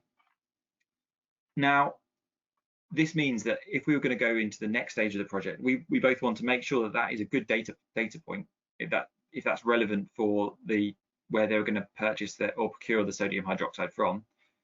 And if it is still high, then we can work out if there's any other processes that we can do to reduce the consumption of this. And this is highlighting again what I said before. You know, it's, as you'd expect, everyone talks about mining and crushing and grinding as significant impactors, which they are. But when we're talking about climate change and rare earth production, they're very small contributors to the overall impact. And just to highlight, you know, what you can achieve when you're looking at this. This isn't to say that they would have chosen the worst case scenario or that they will choose the best case scenario. But the difference between greenhouse gas emissions from the best case and worst case scenario was 377%. So a difference between 17 kilograms versus 87 kilograms per kilogram of rare earth oxide produced. So now I'm going to look at the second case study. This is Bear Lodge. This is a project in the US. And this is more identified, this is trying to highlight, this is a particular challenge for mining projects. I mean, it's a challenge for any life cycle assessment, but for mining projects, it's really, I think it's very acutely important. So when you're looking at a mining project, you know, the ore that you have in the ground isn't a consistent grade. It's not a consistent mineralogy. You know, you've got all sorts of variations in there with hardness and density and everything. And so this is exploring the relationship between that changing grade and mineralogy. So in this graph on the right, you can see the life of the project, which is 45 years. And on the right, you've got grade, which is represented by the blue line going across here. And then you've got the rare earth oxide production, which is going here. So closely, sort of over the 45-year life. But then you've also got you've seen that there's different ore compositions, which are sort of described here by this sort of information. So they've got different total rare earth oxide content, and they've got other material elements in them here. And this is important. So these results highlight the average impact per year of the project. And again, the functional unit is 1 kilogram of rare earth oxide produced. But you can see that there's a different impact, quite significantly different. So ranging from just over 8 from year 1 and peaking at around 16 or 17 in year 27 of the project. And this increase in CO2 per kilogram of rare earth oxide is quite closely related to this rare earth oxide grade, which has been reversed here to sort of better reflect the increase of the kilograms of CO2 emissions. But there's also some, you know, something that it doesn't match perfectly. So this is where we wanted to explore if there's a relationship between the different mineralogies. And you can see here that there's different compositions. There's a generally, you know, trend as you'd expect. So increasing CO2 emissions with reducing grade. You see this commonly in a lot of projects. But there's this one particular ore composition here that has a really wide CO2 impact for a very narrow grade. And so this would suggest that the process route that you have for this particular ore composition isn't particularly efficient in terms of environmental performance. And here again, this is once again just highlighting the temporal nature of impact. And this could be particularly important for things such as human health impacts or particulate matter emissions on a mining site. You want to know when you're expecting to get a peak at a particular location for these type of impacts, so you can plan. And so yeah, now talking about sort of more commercial work that we do. So it was mentioned that there's ISO standards. So there's certain rules that you need to do. So when you're carrying out a life cycle assessment, you can't just create a life cycle assessment yourself and then make assertions about the performance of your product without having sort of a third-party validation. So there's some requirements that you have to do in order for this. And these are really important to avoid greenwashing. You know, you don't want every company just to say that, oh, we've got the best process. We are very low impact. So this is why it's important to have third-party validation. And when you're making comparative assertions against competitors, you require a minimum of 3 external reviewers of your LCA to ensure that it's adhered to these ISO standards. And again, one particular important area, which I think is commonly overlooked in a lot of modern LCA results, is you need to represent appropriate impact categories. So one way that you might be able to, your project might be fantastic. It might be low climate change, maybe low water consumption, but then it might have a significant impact in another impact category, such as human toxicity or something like this. So that's something to look out for when looking at life cycle assessment results, is seeing what impact categories they're showing and which ones they're not. And just highlighting again that there's no specific category rules for rare earths, and I think there's a real need for a lot of these at the moment. And just to highlight that we highlighted the data availability as a real challenge when carrying out a lot of life cycle assessments, commercial work. So we're in the midst of developing this software tool that we've got substantial background data set for all the unit processes that you'd have in a mining operation and in mineral processing. So we've got a software that's trying to really fast track this process and bring all this data into the LCA calculation tool simply and efficiently if you don't have that data available. Yeah, so we're working on this at the moment, and if people are interested in trying out a demo that we have, then feel free to contact. So sort of what the user interface looks like. And so just to finish off, saying again for the third time, I think we need a framework that allows us to that allows the industry to carry out life cycle assessments in a consistent methodology. And I think the Rare Earth Industry Association is in a very good position to be able to get the thoughts of the industry as a whole to work out what is appropriate and develop this. And I think that's going to give a lot more trust to the investors and downstream users of rare earth containing materials, that they've had an LCA that they can trust, and they know that the methodology is going to be consistent from one study to another. Yeah, I really encourage life cycle assessment projects to, rare earth projects to carry out life cycle assessments in the development stages of projects. There's really big opportunities with a relatively small amount of money and a small cost to understand a lot. So it's sort of like the 70-30 rule. With a very short amount of time, you can get 70% of the information, and it might cost significantly more to get that extra little bit of information. But I think it's an invaluable tool to use with a whole range of other tools in the development stage of projects, especially at pre-feasibility stage. Exegetic efficiency, we've got a substantial way to go until we've reached any sort of threshold of what we can improve in rare earth production. Reagents are really important. We don't just need to improve the data for the raw materials, we need to improve the data for the reagents that are used in the production of raw materials that are used downstream in things like electric vehicles. And that's why also this is important for rare earth projects. Scope 1 is not, so when we're talking about scope 1, scope 2, scope 3 emissions, scope 1 is not sufficient to highlight the overall impact for a rare earth project, because a lot of the impacts can actually be embodied in the consumables. Important to understand the temporal dimension of impacts, and I think there's a lot of work to better integrate raw material data into downstream models, which are often very good and complex and really sophisticated models, but are hugely limited by the quality of the raw material, especially technology metal data that goes into them. And I'm talking specifically about, say, for example, battery life cycle assessments. Yeah, they're really good models, limited by raw material data. I think that's it. Thank you very much.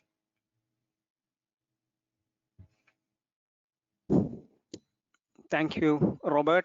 It's a very interesting studies you done on 2 projects, and also a lot of data collection issues, and I hope the participant will have few questions, and also they can come back to you if they are in stage of developing an LCA, and can also direct them to you. And if anyone has, before I ask the participant, if the panel can comment if you have any questions from either Jeroen or Rob.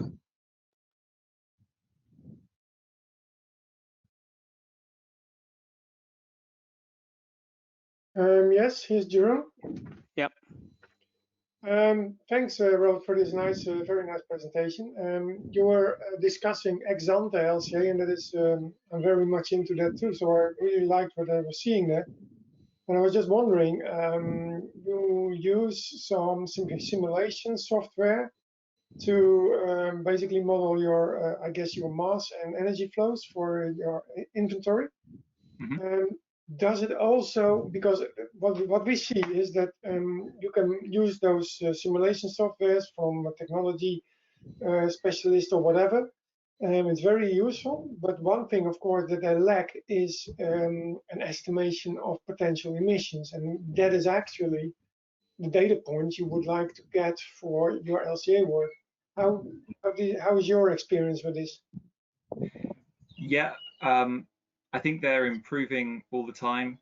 I think in terms from the mineral processing simulation software side, I don't think it's going to be all that long until they will have some sort of integration of those sort of impact and emission for particular inputs into those systems. Just from my experience with the Ultratech HSC sim, they've designed it to make it very usable, but only very usable really for input into Gabi. They might have changed now, but when I was carrying out my life cycle assessment, which is probably two and a half years ago now, that was the current state of it. But the issue with that as well is that's one set of tools, and the industry at large probably, I don't know what percentage of the industry that represents in terms of that particular tool that they use, but to actually use, say, a mineral processing simulation software from another provider, that's really, really hard to extract all that data and make it usable to then carry out a life cycle assessment, especially for a new person that's like maybe an engineer that wants to carry out a life cycle assessment within the mining company. What we're trying to do is we're trying to streamline that process. So our tool would be sort of aimed at the engineer whilst they're doing the process anyway. So it's, whilst they have that data point, they can put the data point directly into the software solution.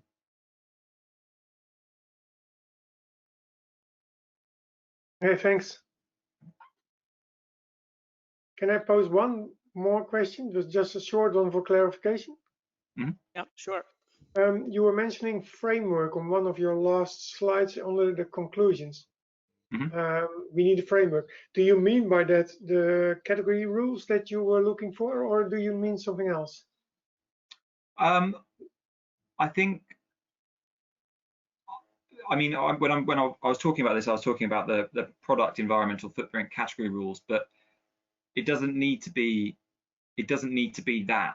There just needs to be a consensus within the industry that there's an approach that should be followed, and they need to be specific to. I think the way that it's going is there needs to be those product environmental footprint category rules for the functional materials that go into, say, batteries. So something that fits as a module for the battery product environmental footprint category rule. And the reason for that is because we've done some like life cycle assessments which highlight that, just say from the lithium hydroxide side, we did a study on that, and the impact, so climate change, kilograms of CO2 per kilogram of lithium hydroxide produced ranged from around 5 kilograms to 15, depending on the source of the material. And so I think moving into the future, we need to have a higher resolution of data, and we don't want to have an industry average, and especially if the industry average only represents a certain percentage of the industry. We want to have a methodology where a company by company can carry out a life cycle assessment, and that information can feed into the bigger modules. Right, thanks. That comes down to standardization beyond LCA. Okay. Yeah. Thanks. Yeah. May I ask you a question there, Robert?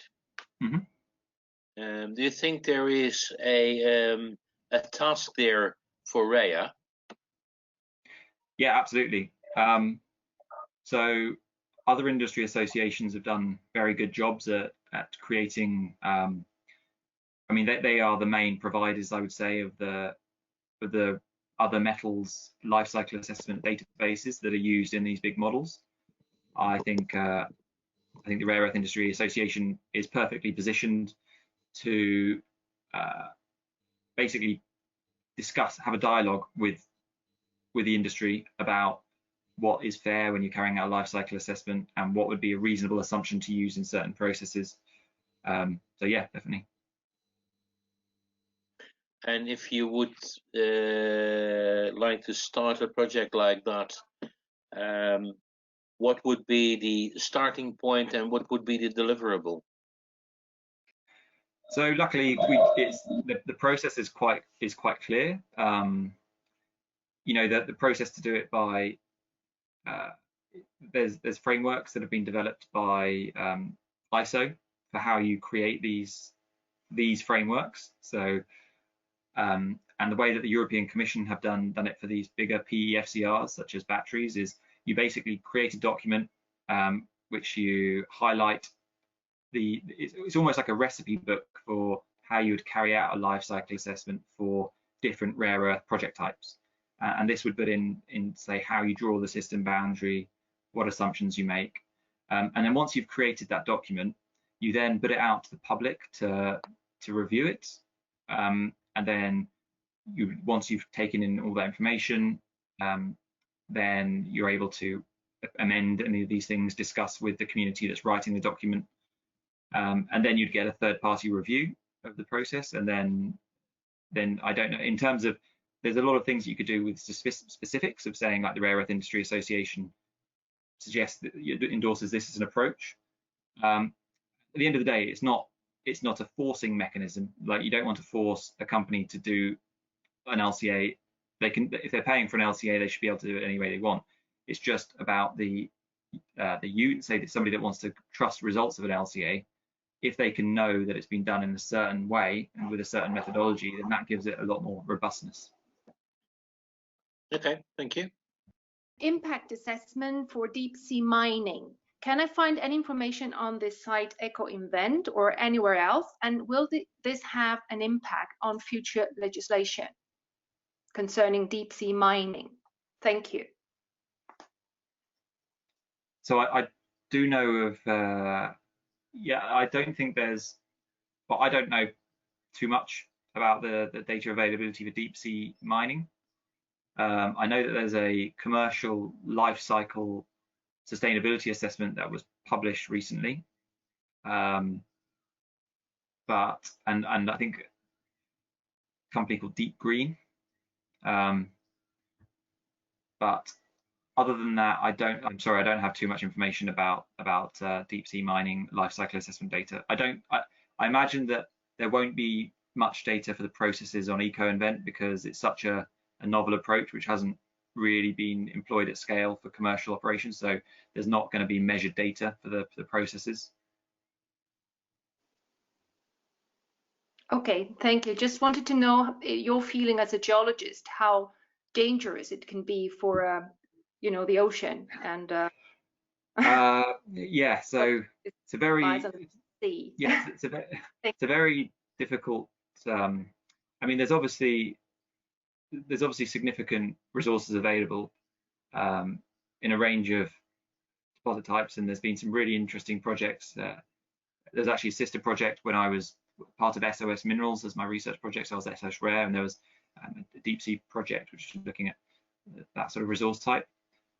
There's a real challenge, I think, with understanding the impacts, but it's not just understanding the direct impacts, it's the indirect impacts. So I wouldn't want to comment either positively or negatively on the environmental impacts of deep sea mining.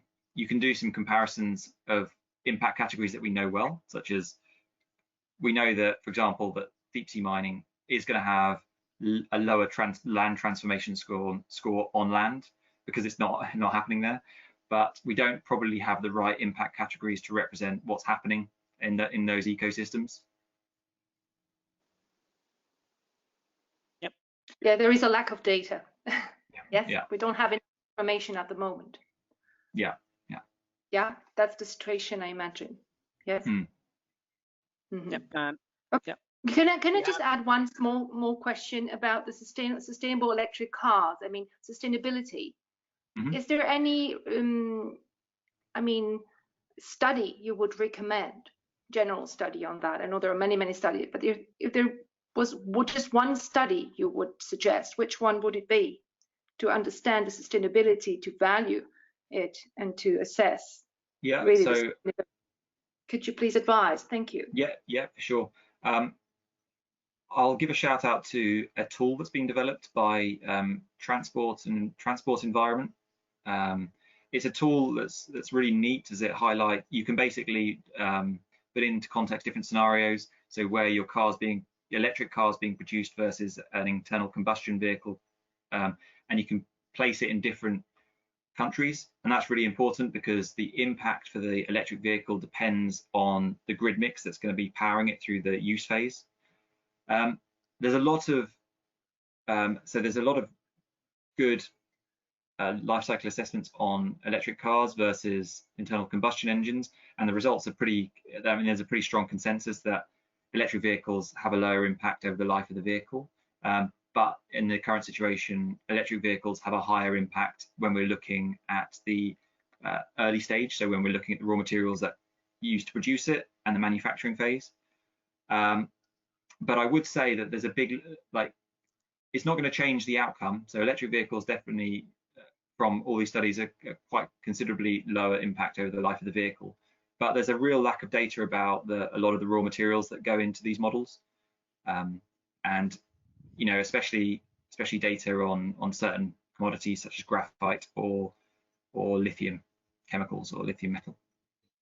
Thank you. Can I write to you for a reference, specific reference to this? Yeah, of course. There's plenty to read through, so I'm happy to share some of the best ones. Thank you very much, Robert. Yeah. Is anyone Okuno is still there? Yeah, can you hear me? Okay. Yeah. Oh, wonderful. So, Robert, thank you very much for in-depth lecture. I didn't know mining was, especially REE, rare earth metals, had such a variety. And I'm more interested. You mentioned a lot the word technology as like on your slide, and like one thing that's like kind of pops in my mind is like blockchain technology, which basically keeps authenticity and basically avoids any kind of like illegal tampering of the data. From your perspective, would I say it would be too optimistic to say that blockchain would accelerate some kind of a proper worldwide standardized monitoring procedure, including life cycle assessment and like any other violation of like, I don't know, like SDGs and stuff? Yeah, I think that's a great question. I think I think blockchain really lends itself to the nature of the raw material supply chain. It's being employed by some parts of the industry, not necessarily rare earths, but with other areas. But I certainly see blockchain as having significant potential when looking to, you've got privacy with companies that don't want to disclose what kind of processes they're using in an operation, and blockchain is very useful at solving that challenge. Would probably put more trust with companies to provide industry data, or robust industry data that they know won't be shared because of the blockchain technology. But yeah, I think that I don't know. I haven't personally worked enough with blockchain to understand exactly how it might be implemented, but I definitely see it as potential. Thank you. Hello, Robert. Yeah. Thanks for the presentation. Great to hear from you again. Fernando from the University of Birmingham. I just wanted to listen from you about the LCA of the recycling methods. Have you done some work on that, and what are your views on the different routes of recycling of the magnets? Let's say. Thank you very much. Yeah. So the recycling is obviously a very important aspect to understand from an LCA perspective, especially for rare earths when we're talking about raw material criticality, and if we're able to keep those valuable rare earths in Europe at the end of life, if we're talking about European materials. there's been some good work. I believe that some of your colleagues were working with Gwendolyn Bailey and that group. There's also some commercial work. So the project that I was, Macango Resources have recently, they recently got into the recycling side, and so as well. So I think that there's going to be a lot of, because there's a lot of technologies in terms of recycling approaches, which I'm sure you know about, and many of them are in different technology readiness levels. And so because of the different technology readiness levels, you obviously have higher levels of uncertainty. So that sometimes makes it a bit difficult to do a life cycle assessment comparison with one versus another. Obviously, you can increase the uncertainty and really know, okay, well, it might be within this boundary, but we don't know for sure. I think I've got some resources for rare earth recycling that I could share with you, but yeah, there's definitely been a lot of good research in Europe in the last few years on that. Okay, great, thank you. I just wanted to see your views on that, different routes. Perhaps some routes might be more with higher impact than actually the primary source. Yeah, I think from my experience of looking into this, one of the biggest challenges is actually it depends. Obviously, it completely depends on the context, the functional unit that you're creating, and the system that you're looking at. From my experience, one of the biggest challenges is mechanical separation, and actually collecting the waste in the first place. There's some really big challenges with that, and working out, where do you draw the system boundary for the life cycle assessment? Are you incorporating that? I know that there was some interesting work at the University of Birmingham, which was looking at mechanized cutting of hard disk drives to remove the neodymium magnet from that, because otherwise you've got a huge array of material that you can't put into one process. Yep, and we have Thank you very much. Yeah, Anne-Marie.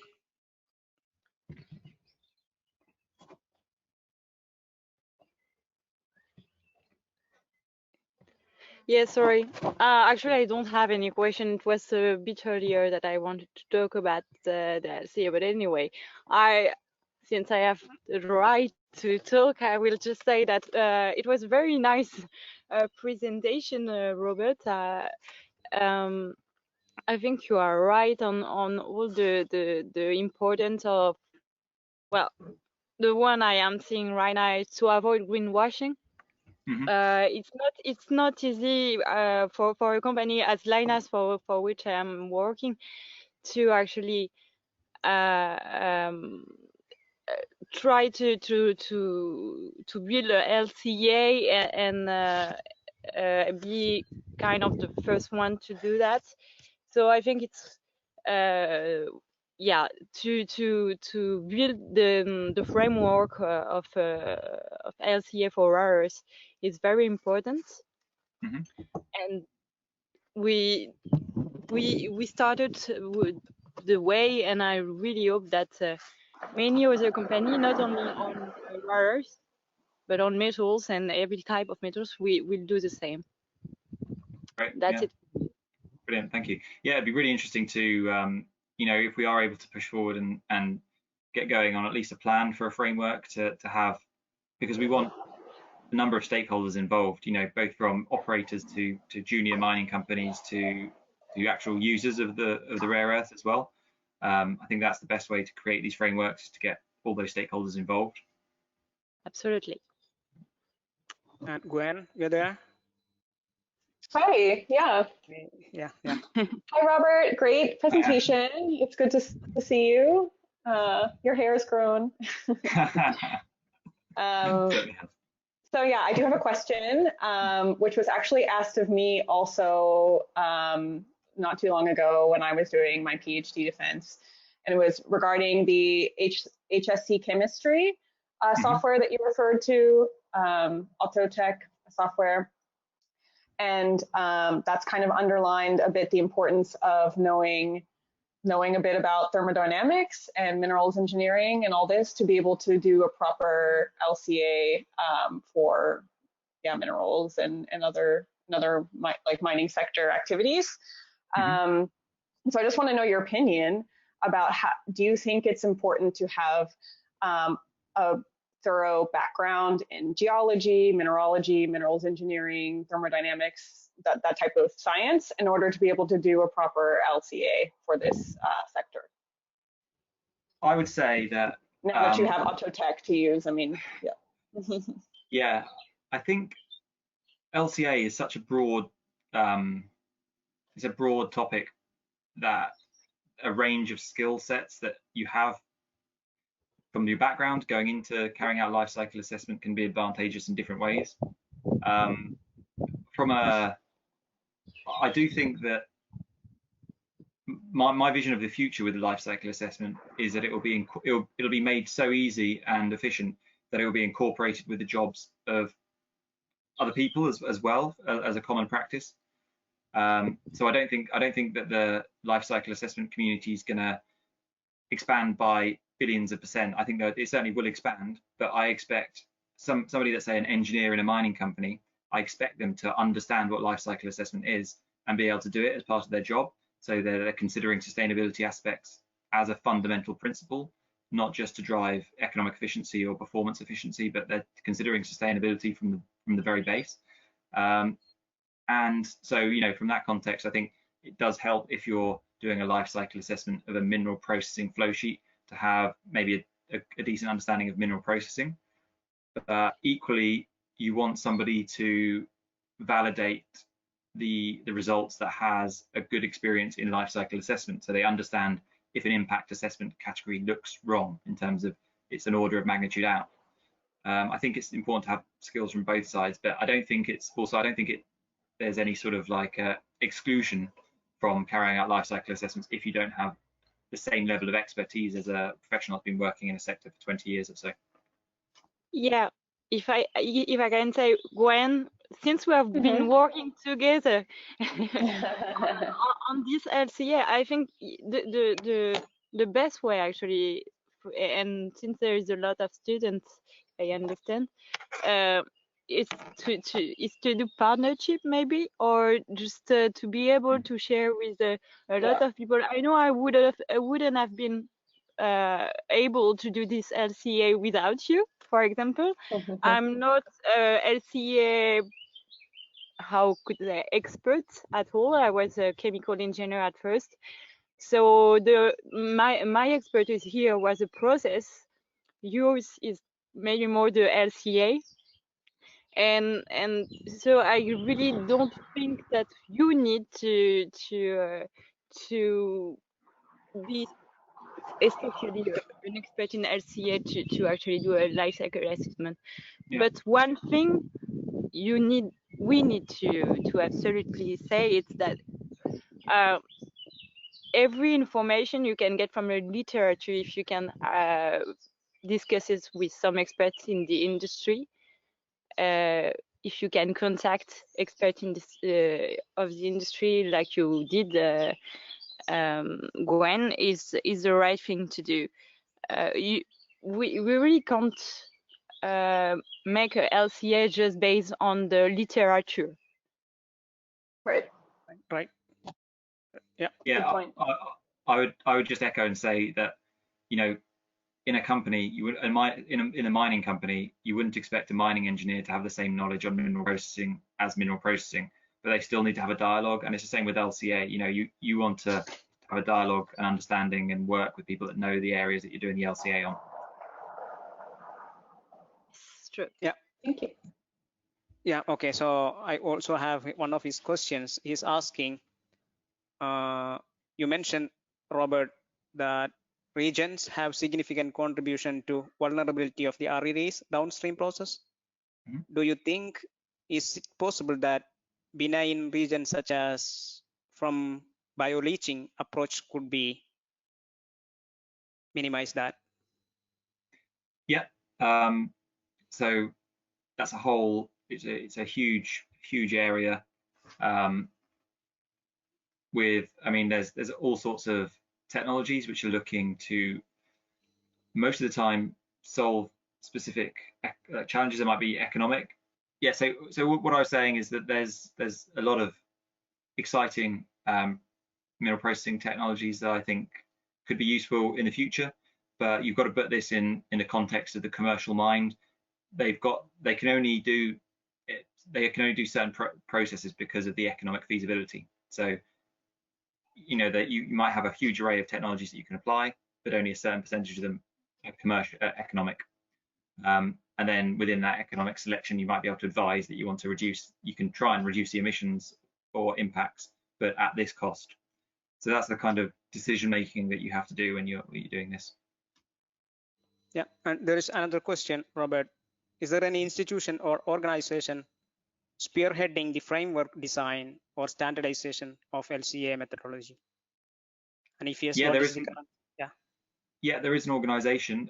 It's the European Commission, they've been doing product environmental footprint like testing over the last few years. They've been trialing different products and creating different rules, and they're constantly developing new ones. But you've got to remember that the economy is very, very big. There's a lot of products, and they can only prioritize certain things. And I think that my personal view is that on a global context as well, not just for the EU, there's a pretty urgent need to have these frameworks for the raw materials that are driving the low carbon revolution. So, and I don't think that that's going to be led, or it's not going to be led initially quickly enough by these organizations. So I think it should be down to Rare Earth Industry Association or groups like that to try and create these. I think we will have a final question. One of the member from China asking, what is the important impact assessment? What are the most matter to rare earth production? Maybe the most important impact category for the rare earth production. Yeah, it's a really good question. So the one that always gets the headline is climate change, obviously, but there's particularly, so I'd say that one that's pretty important is human toxicity, and that's because of certain embodied impacts on that particular impact category from say, especially when you're looking at the downstream processes in rare earth production, not just looking at the rare earth mine and the mineral processing, but even further downstream. Other impact categories that have quite important impacts. I mean, radioactivity is one that's a factor that can actually fundamentally influence whether a project's going to go ahead or not. And I think if that's applied properly, using methods like James Joyce developed, then I think that's a really important impact category to have as well. You also have particulate matter emissions as well, which is very important, both at the site and where you're producing the reagent. So if that will be impacted as well if you've got a bad chemical industry, as a bad environmental impact on the chemical industry that's providing reagents. Yeah, and obviously climate change as well is obviously very important. And then when we're talking about iron adsorption clays, we've obviously got, I'm not saying now, but historically there have been interactions with biodiversity. So you've got biodiversity impact category, you've got land use change. That's quite significant when we're looking at the iron adsorption clays because they're quite shallow, but cover quite a wide area when you look at it. And so you've got quite a significant impact on those categories as well. Yep, thank you, Robert. So this is, we almost late, half an hour. So we'll finish here, and thank you all for your participation. And we have recorded this, and I will also send you the recording and the presentation slide. And Rob, are you there? Yep. Okay, so Rob is our treasurer of the REIA, the Rare Earth Industry Association. And like Badri said, we're also building a LCA inventory database, for the industry. And Rob, you can give a vote of thanks and a final word for the conference participants. Thank you very much. Well, I would like to thank everybody that has been present here this afternoon. I think it was worthwhile of learning from two very interesting presentations from Jeroen and from Robert. Please accept our thanks from all the participants, and I think in spite of some minor technicalities as to audio and video, it was a great gathering, and I would like to thank Nabil for all his trouble in organizing this. And I do hope to see you and speak to you all very soon in our next webinar or one of our next meetings. Keep well, keep away from COVID-19, and hope to see you all soon. Thank you, Rob. Thank you. Then talk to you all soon. Bye-bye.